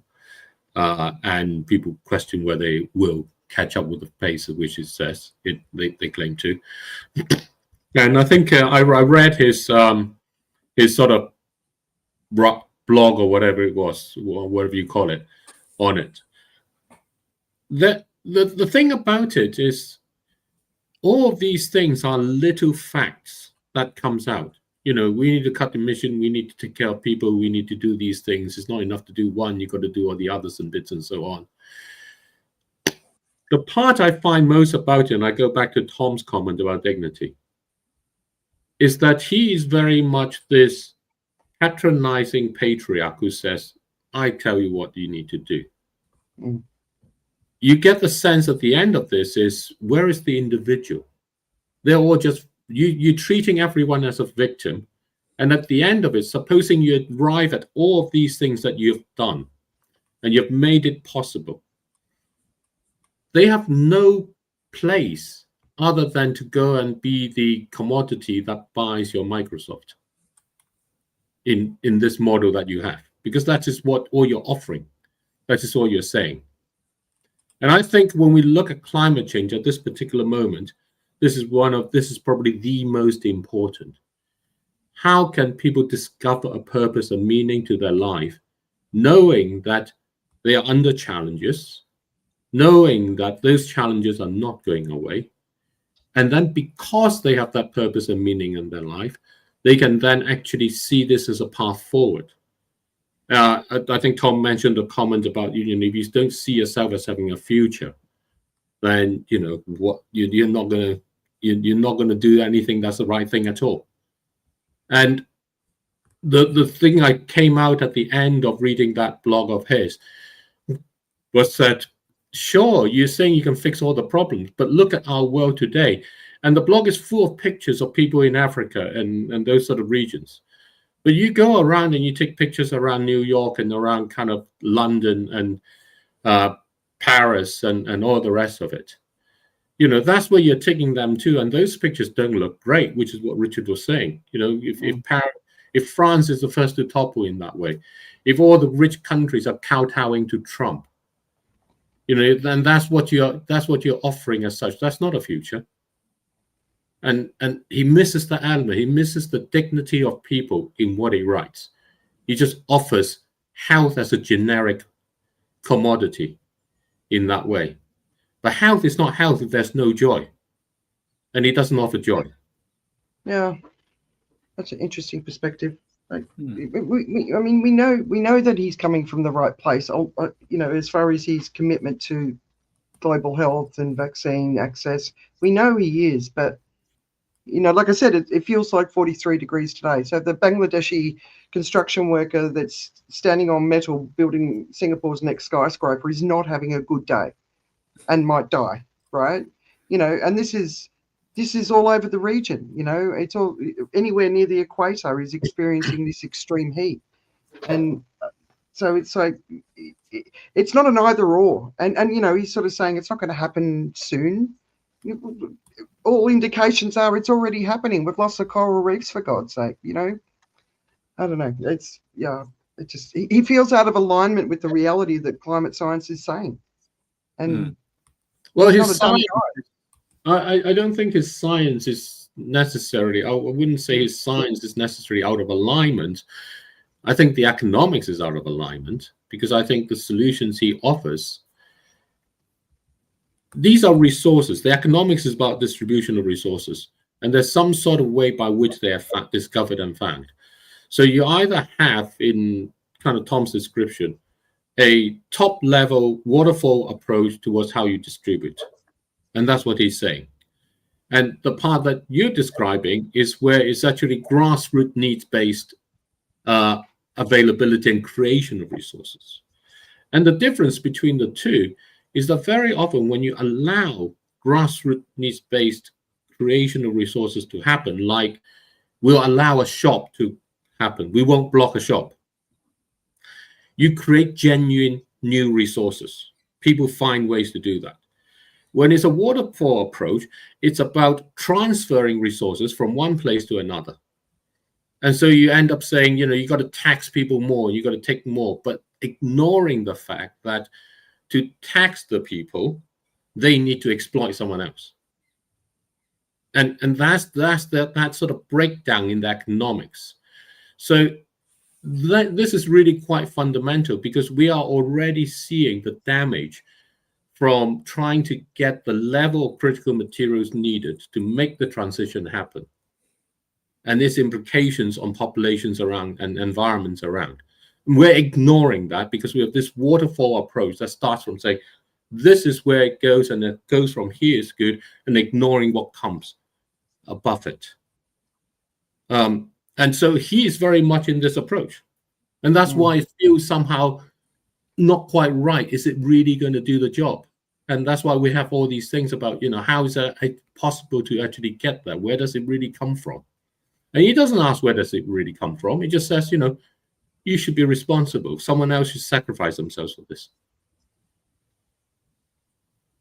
Tom, as someone who's worked in the humanitarian space, do you have you might not want to answer this question.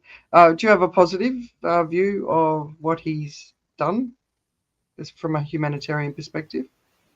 The Gates Foundation. Yeah. Yes, I do. Yeah.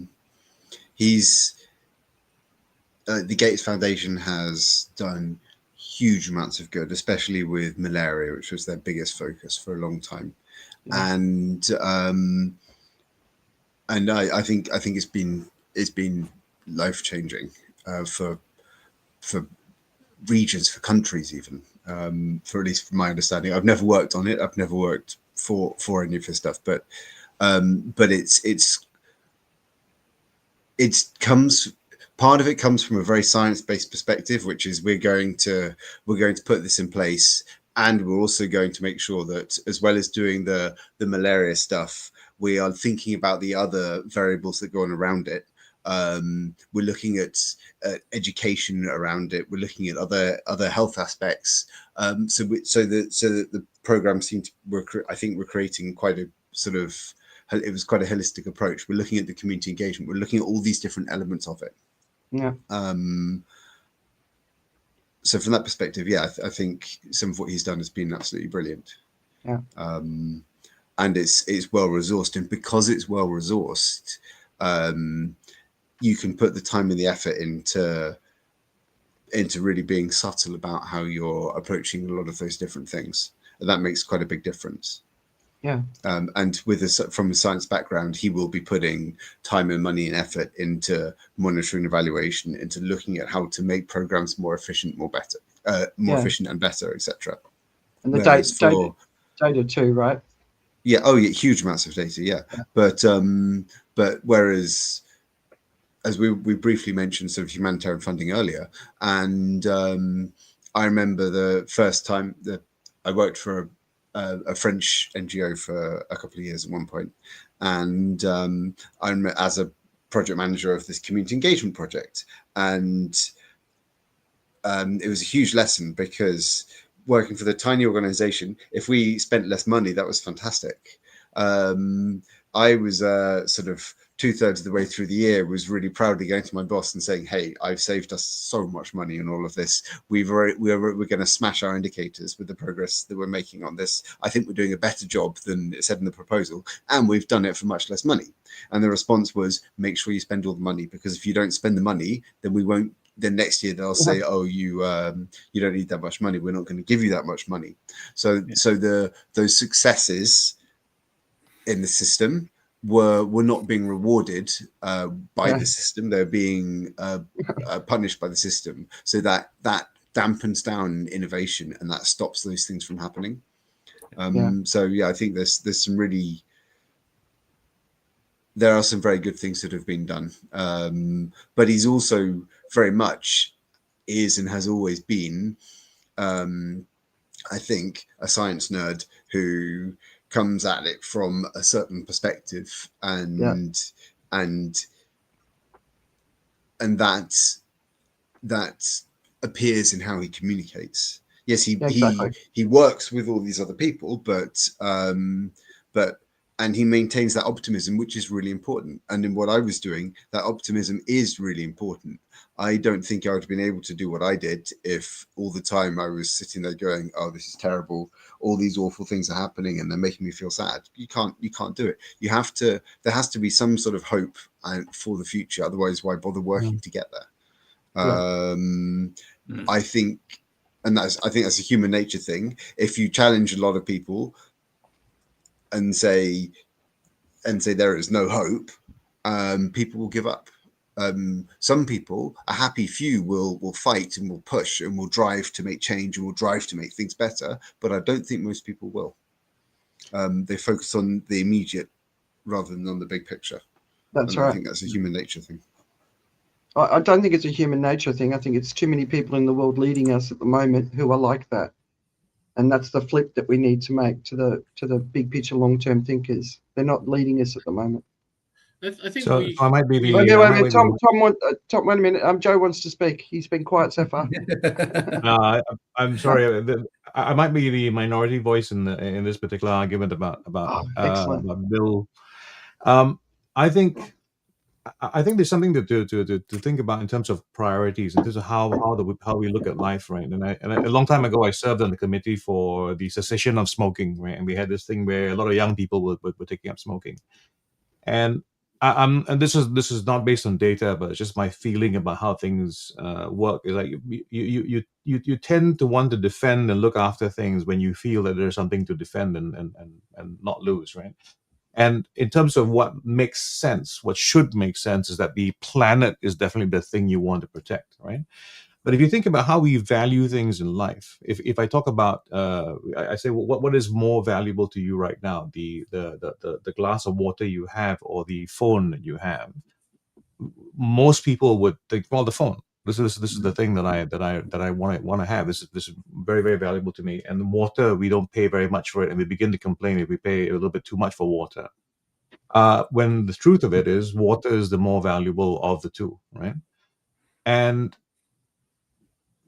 the way the world's going to pay attention, and this is just my idea behind this. I'm reading the cards, as it were, right? The world is going to be more concerned about keeping its phones, keeping its life, keeping it whatever it is, if that's what they have. They have that life to protect. They have the homes, they have the commerce, whatever it is. And I think this is just, again, me looking at it from a different perspective. It's like, if you have all that to defend, then you can say and therefore I want to protect the environment. Because if I'm in a world where life is terrible anyway, and you're going, like, the world's going to end, it's like, well, how different does that look from what it is right now? Not much. But if I'm now, I mean, it's the whole Singapore thing. The Singapore thing has been like, we're going to put people in homes. They're going to have their own places. They're going to have whatever it is so that they have something to defend. I think there's something to this. I think if you can economically activate large groups of people, so that now they go like, well, I'm playing at the big, I'm at the big table, and now I want to defend this as well. This is something I have skin in the game. It feels very different to be on the outside of it. I think we're on different levels of Maslow's hierarchy. I mean,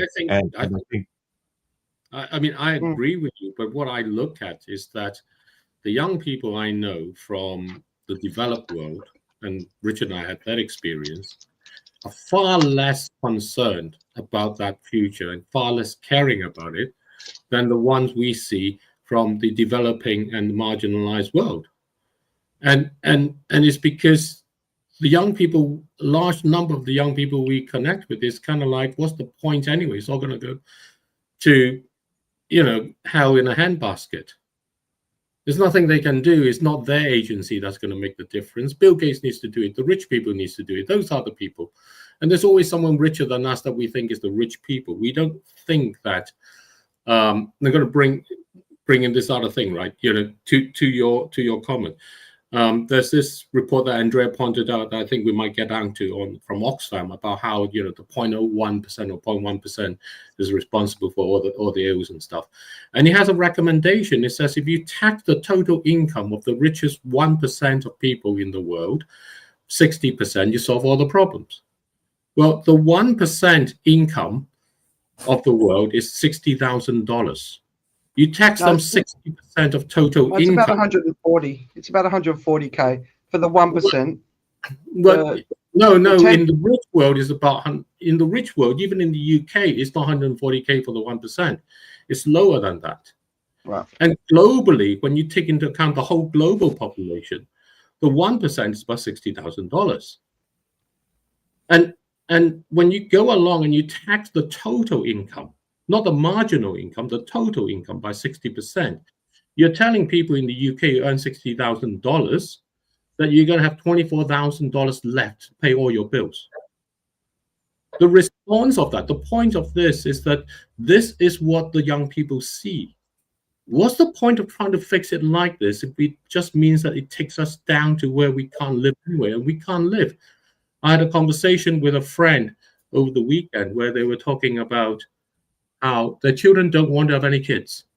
They don't see any point to having any kids because they don't see a future for themselves, let alone for their offspring that they may have.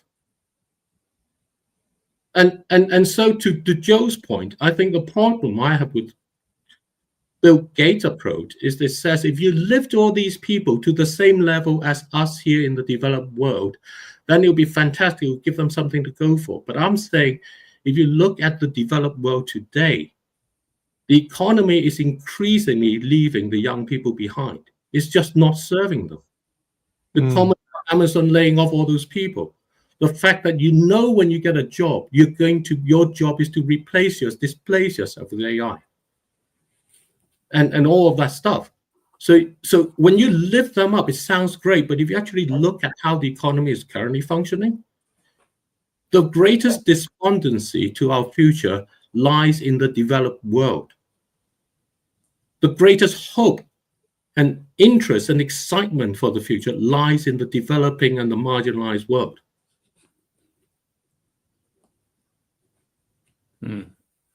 I don't know if I agree with that. I do, and I think you have on my favorite subject, capitalism. I think you have a fundamental problem in how capitalism has evolved, and if we leave alone, my usual bugbears like things go well, I win, things go badly, you lose, kind of crony capitalism that the Western world engaged in over the last 20 years. Leaving that aside, there's been a fundamental shift, really, really strong fundamental shift in how you create wealth. And here we're talking about the developed world. If you go back 100 years or 200 years, if I was a good entrepreneur and I came up with an idea, I provided you with a good service and I did more and more of it at a better and better price, and I could sell it to more and more people. And I became wealthy because I provided something that was of need to my target population. The way you create wealth in the last 20 or 30 years is effectively by owning things that are going up in price, not things that are producing things. That becomes an economy of scarcity that you lock the people out of that don't have the means to hold on to these assets that are increasing more and more in value, but they don't actually provide any goods or services that in the traditional capitalist model should have enriched you, the entrepreneur who came up with the innovation.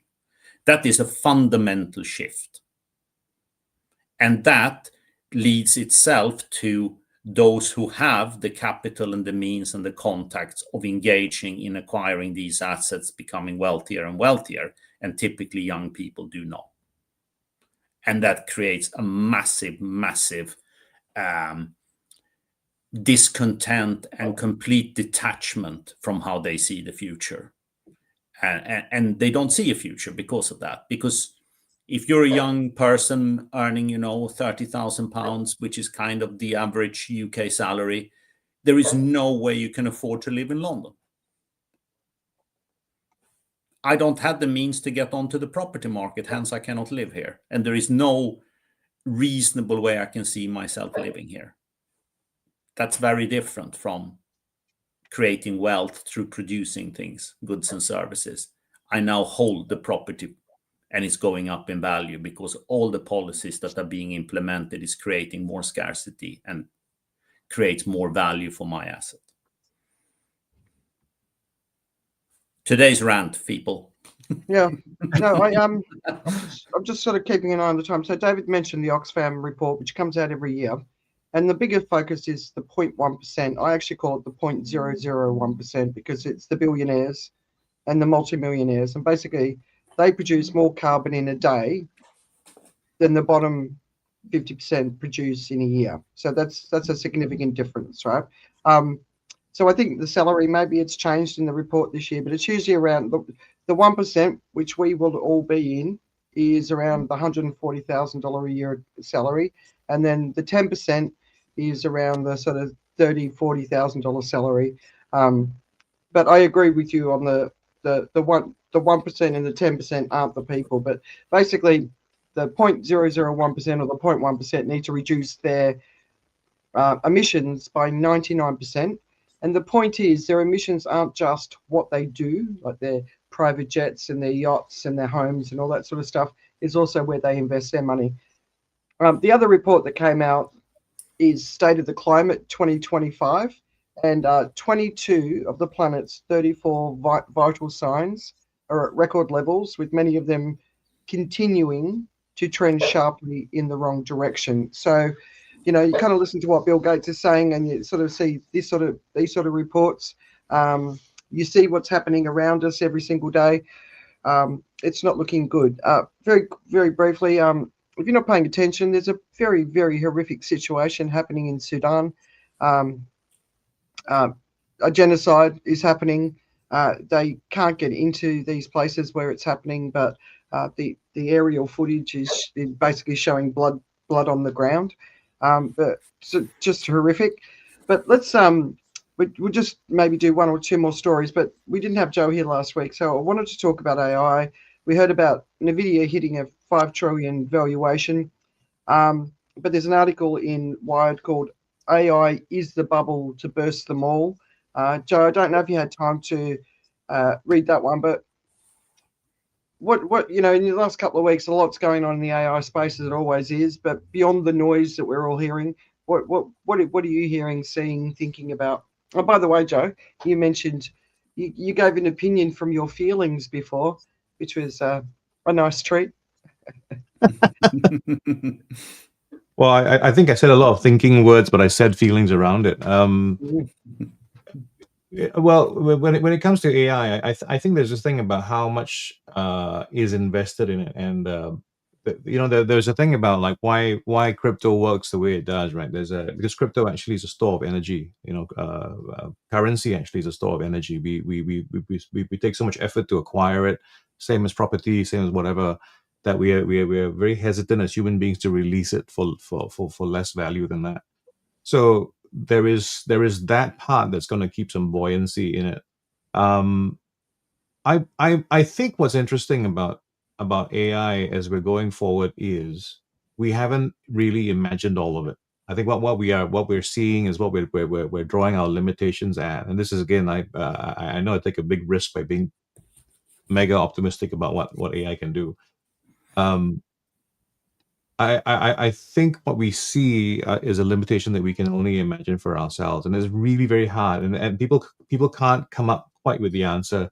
It's like, well, if we replace all the work that we have right now with AI, then how do we get money, and how does money work, and where do we get the resources we need, right?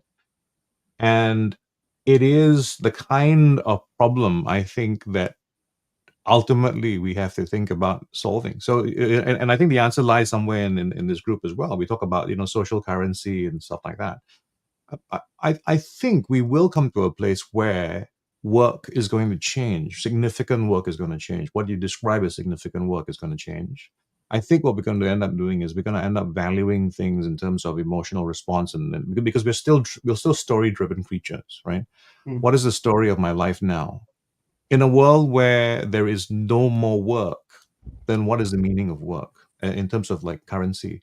So I've never really been a big fan of Star Trek, but I've been a huge fan of the idea of Star Trek as in where it exists in time, right? And the whole thing is supposed to be, it's a time and space, a time and place, a time in time and space. Sorry, again, no sleep, but it describes what happens, or it explores what happens when all needs are taken care of. There is nobody on the Starship Enterprise that needs to figure out money. He doesn't have to figure out property. He doesn't have to figure out anything else. If they want something, they just go to if they want to experience it, they can go to the hologram room. If they want to actually have it, they can just go to the fabricator and it just creates it, because there's no scarcity, right? And ultimately, I think if AI is allowed to run its full course in terms of where it goes and it gets to super intelligence and it's trying to solve the problems, the sense is that it can solve these problems if it figures itself, if it figures it out. I mean, like for all of us, we have enough faith to say that someone smarter than us can figure out what we need to figure out.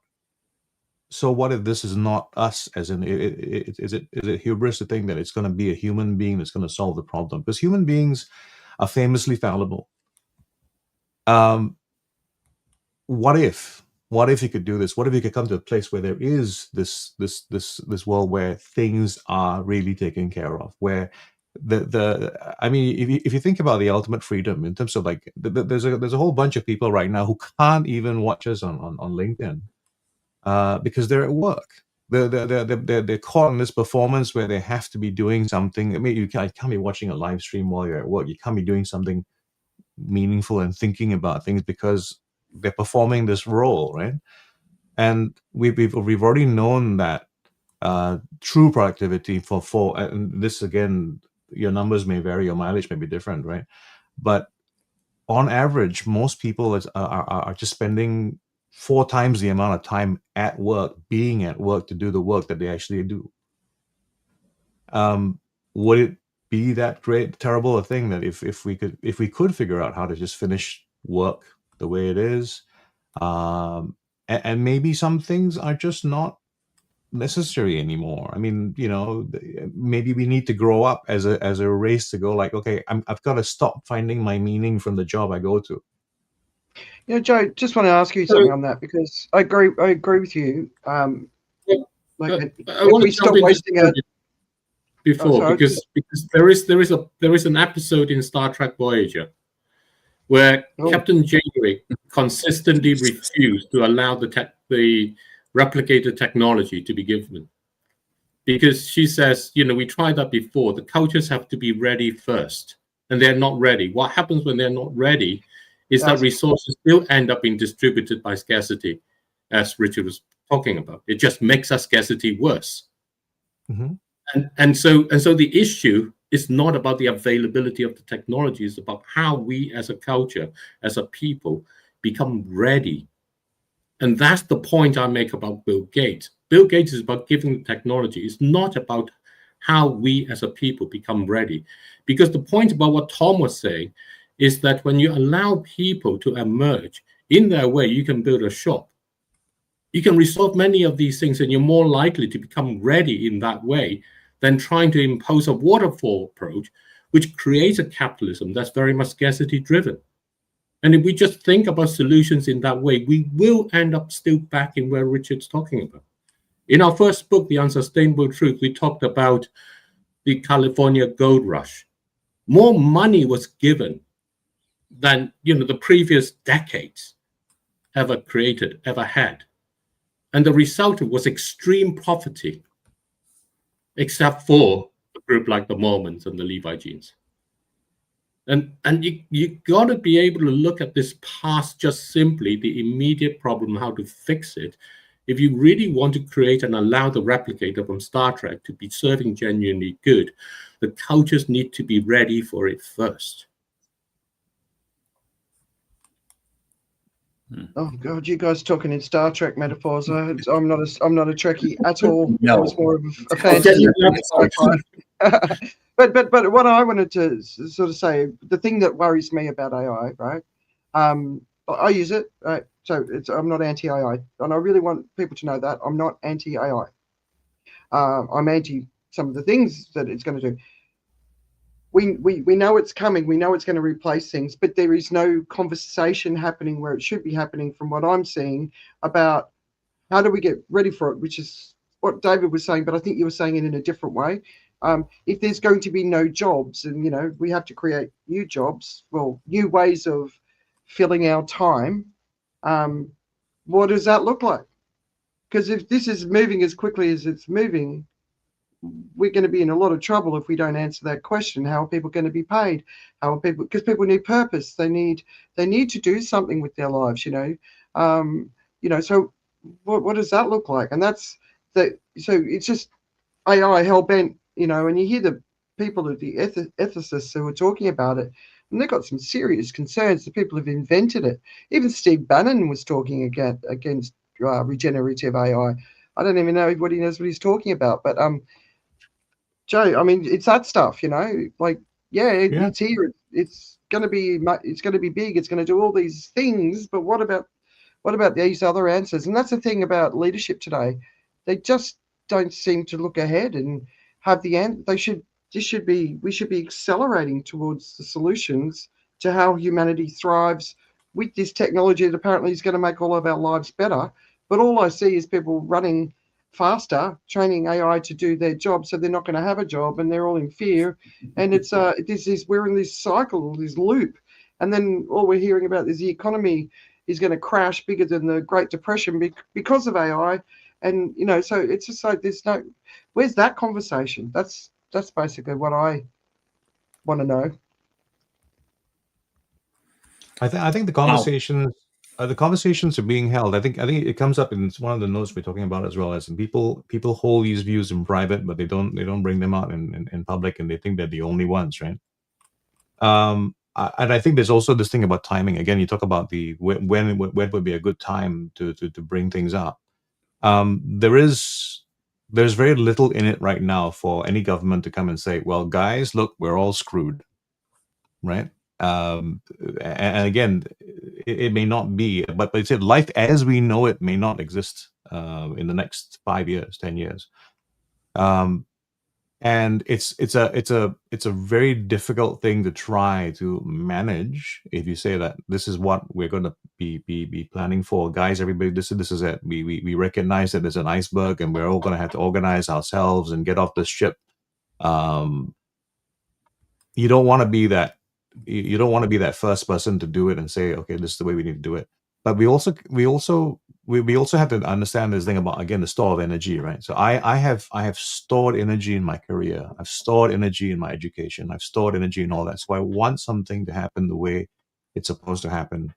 And where I'm going to draw my inspiration from is actually those people who lose a limb. It's like if you think about, if you lose a limb, it's going to be terrible. You talk about how much happiness or what's the impact on your life. And many of them actually, after a year, after 2 years, or whatever the time it takes, are as happy or happier with their lives after the fact. And I think what AI is going to do to us, in a sense, or what people who are rolling out AI are going to do to us is it's going to have that kind of limb removing kind of. In the short term, it will be violent. In the short term, you won't have a job, and you won't have a job to go to, right? Because there is no more horizontal movement or escape, because that role that you had, if it's not been perfected by AI, someone's working on it. That's the job. That's job number one, right? But ultimately, I think what we will do is we'll adjust. We'll end up in a new state, and I think that social capital is going to be the future of it. I'm woefully under talented in that area. I think too much in terms of I work in teams of one, but I do think it's going to be about social capital. I do think that you're going to be in a socialist sort of a society, ideally, and part of your work is going to be talking to each other. It's like you're going to have to be available. I see this more. I see it showing up now in companies where everybody's they're available as peer consultants. That's beginning to happen. Internal coaching happening in companies and learning institutions. And I think there's something to it. I think if we can scale that out and have a kind of thing where someone knocks on your door, and you're going to have people, of course, exploiting that. But someone knocks on your door and says, "Hey, listen, I need some help," and you can go like, "Let's go downstairs and have a chat." It's part of your job so that you get the money you need to run a modest life, right? And you could still invest if you like. You can save some money for it. You can still be prudent. You can still, on a modest income, you can still invest your way to it. It's frustrating to me when I look at the math. I know I could have done it, but I didn't. Right? But still, it's one of those things. It is a utopian difference. It is a different set of values. And as much as we talk about trying to walk away from scarcity, we're very much tied to it. All right. Well, yeah, I don't know if I've got any clearer answers there, but I think that one thing is disruption, no matter what, right? Forcible amputation of your career. I think that is something to consider, and it's hard to think of it as being a good thing. But read the stories about people who've lost their limbs and how they responded and how they are at the end of it after they come out on the other side. It's actually quite. I don't know. I have faith in I have faith in that. I think people are going to be okay. I meet so many people who've been at the time of their displacement, they go like, it's horrible. And then I'm sure even like in Tom's world, he would have met a lot of people who were like, this is the greatest. I mean, I very much accept what Joe says. I think there's a lot of similarity in his way of expressing, and probably better than my way of expressing it in that way. And it's essentially that the state of the world is the state of the world. That's what it is there. The question is, how do you actually discover what is your economic presence? How are you connected to people, and how are you relevant to them in that way? And in the past, it has been the case of saying, there are plenty of resources, I can always build it, and then they will come, and that's how I'm relevant for it, which is kind of, richest thing. I grab all the resources they can, I hold on to this, and then people have to come to me for them. And that's a case of, taking first, and then, getting people to pay you in that form. In this world where resources are scarce, you're going to have to nourish other people first. And then they will then reward you. They will give you a place into where you are. That's the social capital side of it. And it becomes necessary because it's actually, not possible to keep taking in that way. Even the billionaires have trouble taking in this world today. We have a game of Thrive, which we play with people. And it's really quite interesting. A couple of things that I've reflected on and appreciate. When you play with few people, like 2 or 3, it gets very, very vengeful. And that's what Trump is doing. Is breaking down the multilateral collaborations into 2 or 3. And in which case it becomes bilateral, and then you have this sort of dominance that you have in that way. When you have more in there, then the influence of any one drops, and then it becomes much more social. Social capital becomes the relevant thing in that way. But when you collect extreme wealth in that situation, as Richard did, he stole all my potatoes. He just took them. In this game, anything can happen. It's up to you. He just took them. It says that's what happens when you have extreme wealth. People take it from you. They're not going to wait for you to give to them. And that's the situation that we are getting increasingly into.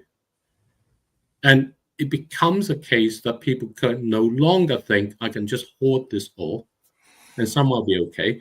And in certain parts of the world, it's not possible. It's becoming harder in certain parts of the world. In America, it's still kind of a bit of that model still. But all that is shifting. And it becomes, how can you actually connect with someone else properly so that they will be pleased when you're around? And that's the basis to which I think Bill Gates was trying to address that, but I think his solution is a bit like the food replicator and things like that in coming there. Culturally, we're not ready. And that's our crisis. That's the source, in some sense, of our crisis. We keep trying to fix a problem, like Chetan a couple of weeks ago, who was saying we fix one problem and create 2. Because we keep thinking we can fix the problem. We can fix the problem, but we don't think about the 2. And again, in our book, The Unsustainable Truth, we talked about Thomas Aquinas, and his philosophy was good. And his philosophy was good, included judging whether you will create 2 problems or not. We don't think of that. So his philosophy of good leads you to less action rather than more action, leads you to leave problems as problems rather than try to fix them, and leads you to discover yourself as a result. Yeah, I'm hearing you, David, but at the same time, I sort of think of it on that bigger scale of the vast majority of people in this world who won't be listening to a conversation like this.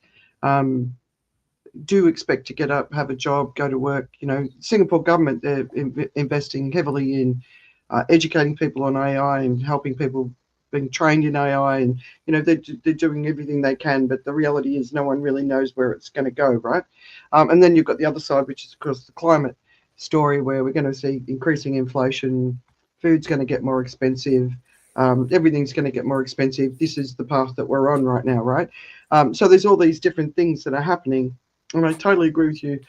The social capital matters, right? So investing in that, and people aren't. They're at home. They're on their phones.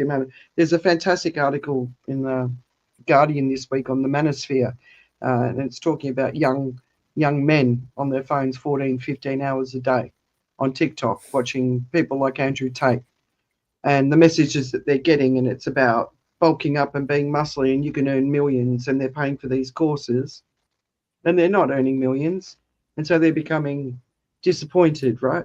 But 14, 15 hours a day on TikTok, right? So, you know, we've got all these different sort of communities around the world, and young people want jobs. There's no path into it because AI has taken the path. Where's the wealth of AI? Is it just in America? Is it just in China? Is that where the wealth is being created? What about other countries? Where is their wealth going to come from if all the money's in AI?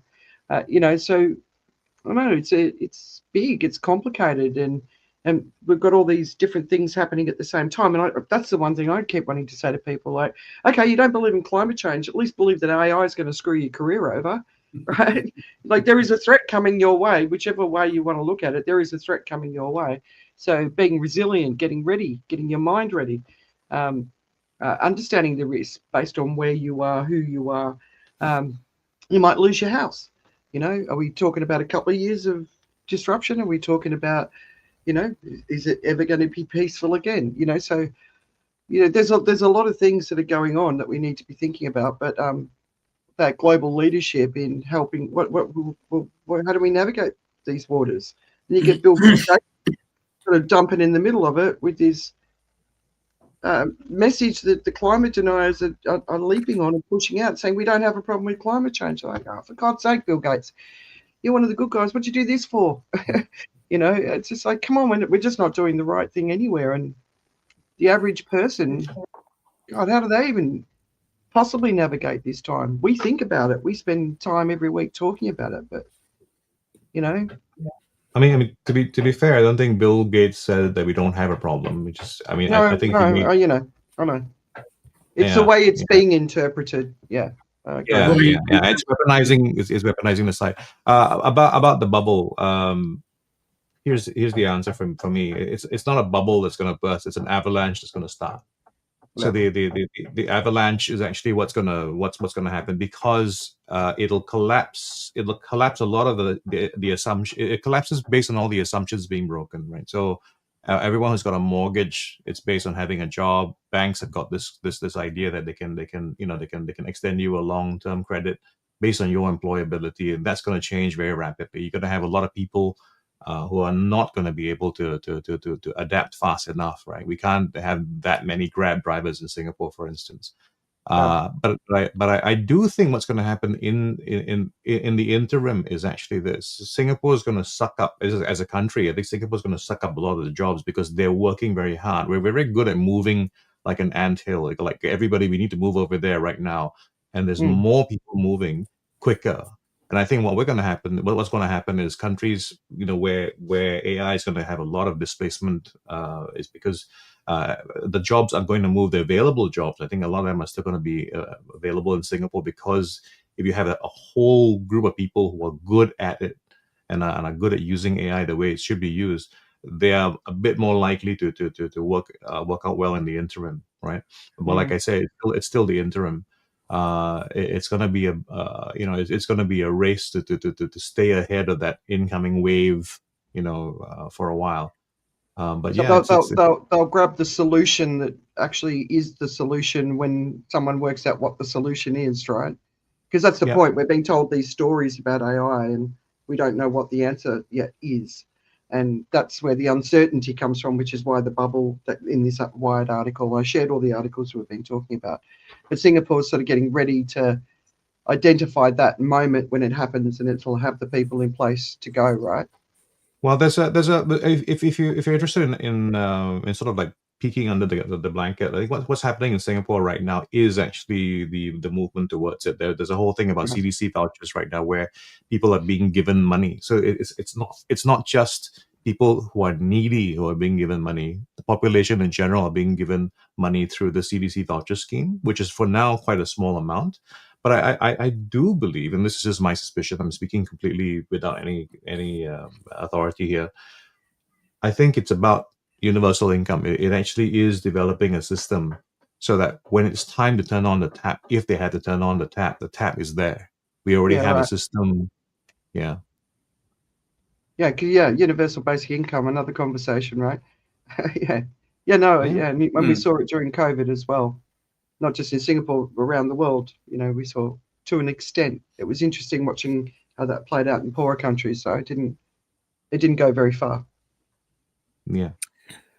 No, I remain a skeptic, for the record. I don't believe in universal basic income because I can't see it being funded.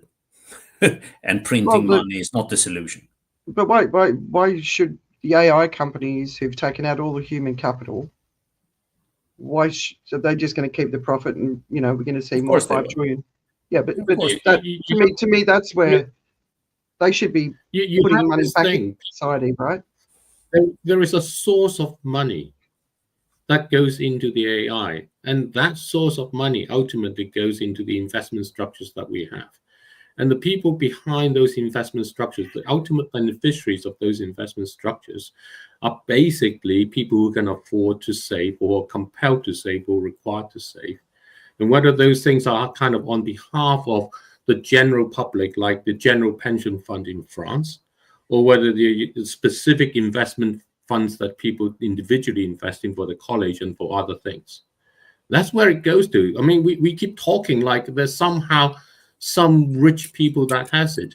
The foundational wealth that the people who own these things as such have, they own it because they are being propelled up by our need for money as our form of security for our own individual future.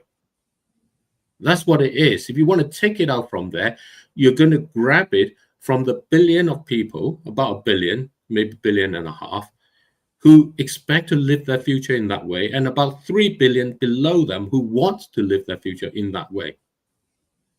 It's only us. There are only people within our economic system in that way because we treat nature as separate from it. So you're only ever going to take it from the people who make this up. And the bulk of those people, the bulk of the ownership of all these big, trillion-dollar companies are the investments that individuals make.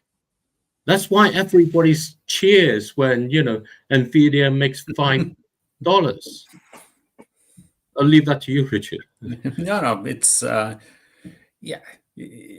money cannot be created out of thin air, and the money required to fund the global universal basic income scheme needs to be taken from somewhere. And taking it from ourselves to give it out to ourselves is just a redistribution of that wealth that taxation is supposed to take care of already now. So for me, it's a non-starter.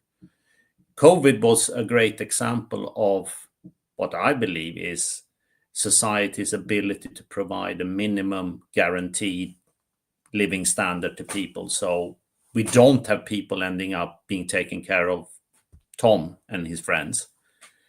But ultimately, the investments that would be tapped for this income, this is ourselves. This is my pension.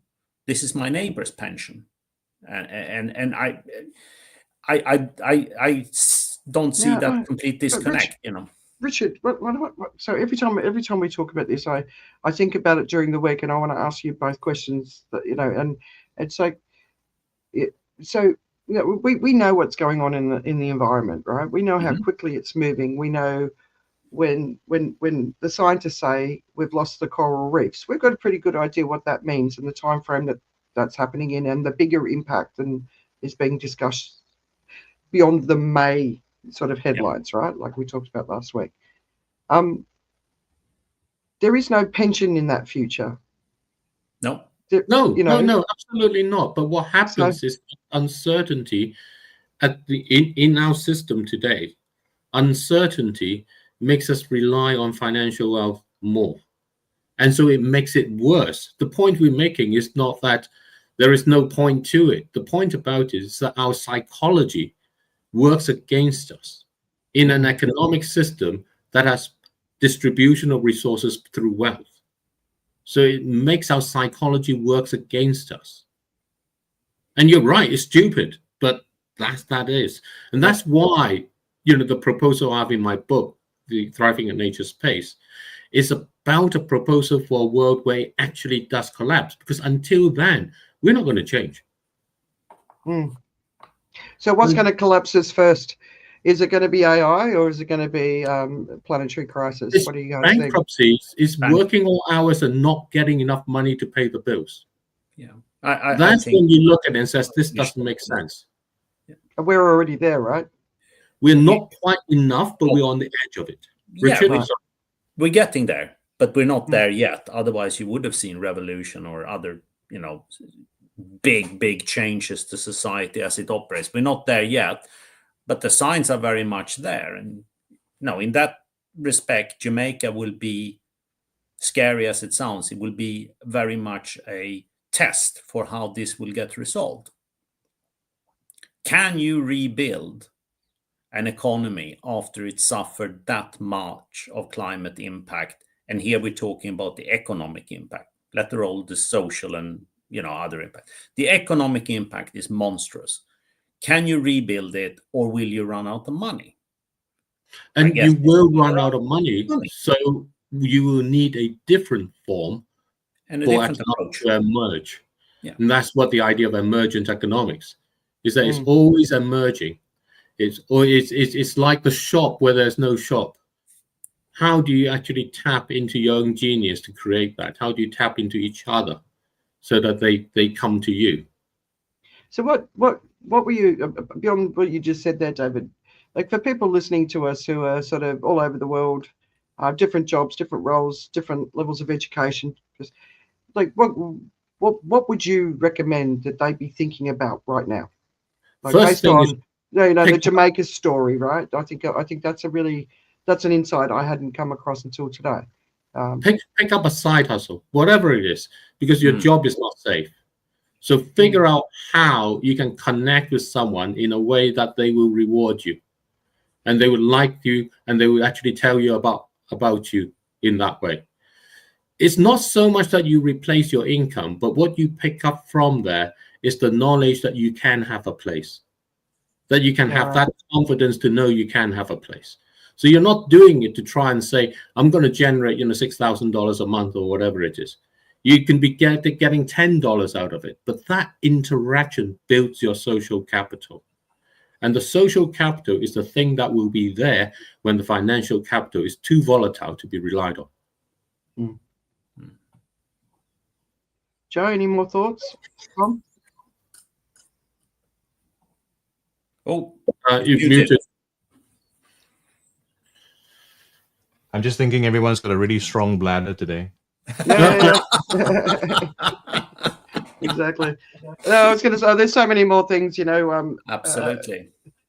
Keep an eye out for Grokpedia, which is the new supposed replacement for Wikipedia, which has got all sorts of far right talking points. And I thought it was interesting that Tesla lost $1 million EV sales because of Musk's political affiliations, but he's still pushing for that $1 trillion salary. just stuff like that, right? I'm just like, for God's sake, which country are we living in? Just to put it in context, the company makes about $18 billion of annual net profit. So this is like 50 years of profits that he's asking for. Yeah, I know. There you are. It just feels like, sometimes I just wonder what the hell's going on. This week for me with the news, I mean, I'm some of the stuff that's going on in the US, there's a photography series of some of the ICE people looking very Gestapo. I'm like, come on, what the hell is wrong with these people? So it's the way their children are being wrestled to the ground, and it's like, it's hard. It's been a week where my ability to be objective about the news has been ruffled quite a lot, And I had some friends in Jamaica who I was sort of checking, you guys all right? And their parents have lost their house and they're sort of living with them, and it's coming for us all in some form or another, and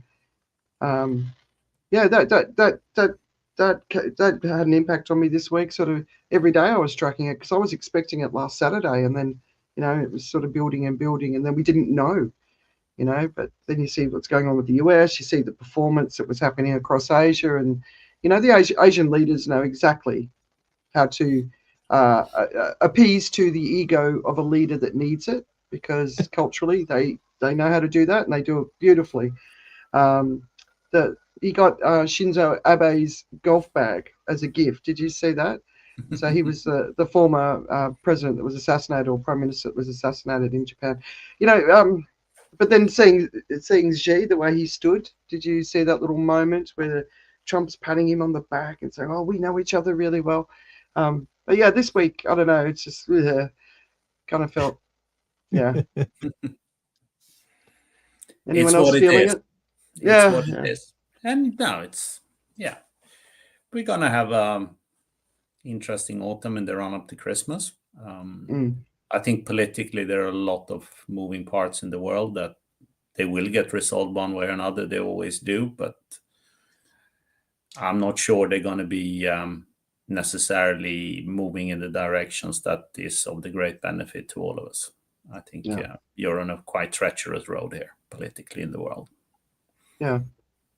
I think the real danger right now is the administration in charge of the U.S. For me, anyway, for the U.S. is this: they have a big tariff problem that's going to erupt, especially over the next few seasons. They've got Black Friday, they've got the Christmas season coming up, and the tariffs are going to hit hard in that respect. And the problem is, I think what they're going to try and do is find a distraction that's going to take you away from that. So, and it may take very much the form of what they're doing with Antifa right now, and they're gonna make something happen that is going to be a huge action against a foreign terrorist group. Yeah. And the distractions are one of the big dangers, right? Yeah. I think I was having a conversation with a friend in the US who was talking about how the budget impasse is going to trigger this weekend, I guess, or maybe next weekend, tomorrow, into the food problem. In that way. So lots of things are kind of poised to tip. The UK budget is going to be one of the biggest issues for the UK, and in implications, I think, Europe around, because it's really a case of, will I pay an extra £10,000 a year because I happen to live in a place where house prices have gone up, and I don't have £10,000 extra to pay in tax? That's what it's going to end up being, because the proposal is to, that's one of the sort of proposals along. And this goes into this thing about, can you tax the rich when the rich own assets as opposed to have incomes in that way? And this is a crisis. It's a crisis that's supported by the central banks, by our monetary policy, which is to allow assets to keep increasing in price. By ignoring, we mentioned before about the way inflation is measured and all those things in that form. So we've created all this. It's coming home to roost. We're going to have a great time. Against that, I would definitely recommend for people to read Fratelli Tutti. We're all brothers, basically, is what it means. Look it up on the web. You find it. It's on the Vatican site. It's really actually interesting read. It talks about a people, that there is meaning to being a people together. That actually we have to actually have meaning for that word, because we had meaning for that word and what that is, and how we find ourselves within a people and what that means. So I think that's really important there. And if you combine that with COP coming forward, gives you a different perspective of whether we're actually fixing the problem or whether the whole crisis is asking for us to come back together as a people. Yeah. All right, Tom, any final words of wisdom before we go? No. I was thinking about the sort of the comments about how change doesn't happen until it has to happen, and we talked about challenges in the humanitarian world, and like for me the thing I love about that job is the sense of purpose that it gives me, that it's given me for such a long time. It's difficult, but it has a sense of purpose.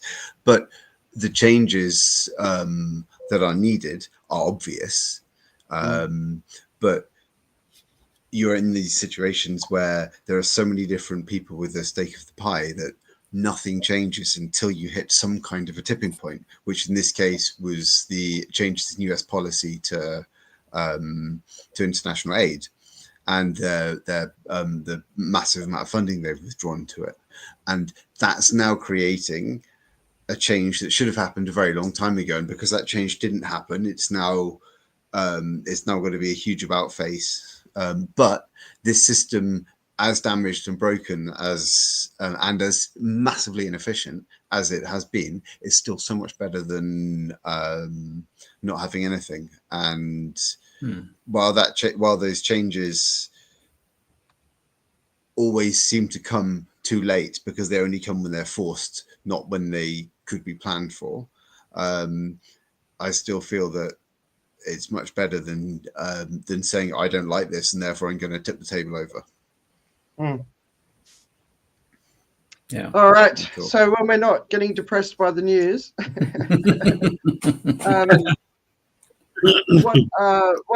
what's keeping you distracted at the moment? Anything? Any books, podcasts, TV shows?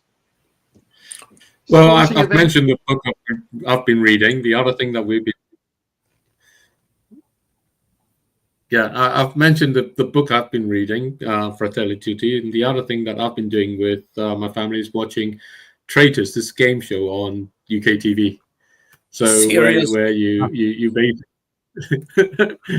where one group are the traitors who have the task of murdering the other people, and the other group are the faithfuls who have the task of trying to vote out the traitors and discovering them.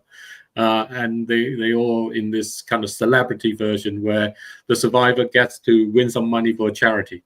So that's kind of been distracting me. Okay. Wow. Reality TV. Reality TV.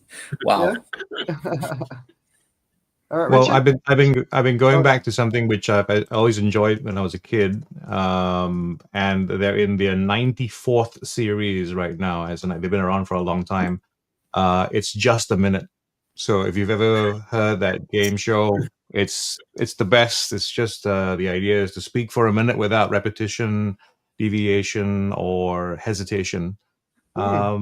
And just that simple premise. It's been able to go on for as long as it has, and it's still fresh, I think, as a show nowadays. So if you have a chance, it's still audio. It made a bit of a move towards TV, and then didn't quite work out as a TV show, but still going strong on BBC Radio 4, I believe. Okay. Richard? Probably my winter planting. I built some... Oh, it's not Christmas anymore. No, Christmas has been sorted. Excellent. We are just awaiting final confirmation from one of the youngsters whether he would be allowed to work from home or not on Christmas Eve. Otherwise, it would be a late pickup at Heathrow, I suspect. I didn't, obviously, because I'm not capable, but I had someone building raised beds for me. So now the first of the winter crop is going in, and I'm quite excited. I've never really planted winter crops before. I'm very much a spring planter, summer, autumn harvester kind of guy. But there will be some new elaborate crops going in that I've never really grown before. And I think it's just testing to see if it works or not. What are you growing? It's going to be some leeks, it's going to be asparaguses, beetroots, and we're debating the final quarter of the space, what's going to go in there. But those 3 crops have already been earmarked. So, yeah, Nice. It's a vivid debate. Yeah. Tom, apart from looking for the next opportunity, what else is keeping you distracted? I've been reading a book called Other Minds by a guy called Peter Godfrey Smith, and it's about the octopus and the evolution of intelligent life. And it's just so well written. I'm really loving it and enjoying it. And it's talking about the evolution of the mind and consciousness. And it's very, very interesting and wonderfully distracting.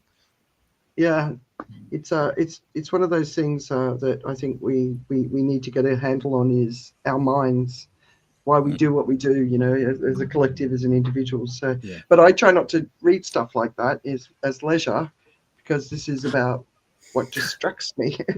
So anyway, there's a series on Netflix called Nobody Wants This, and it's in its 2nd season, and it's about a Jewish rabbi who falls in love with a heathen.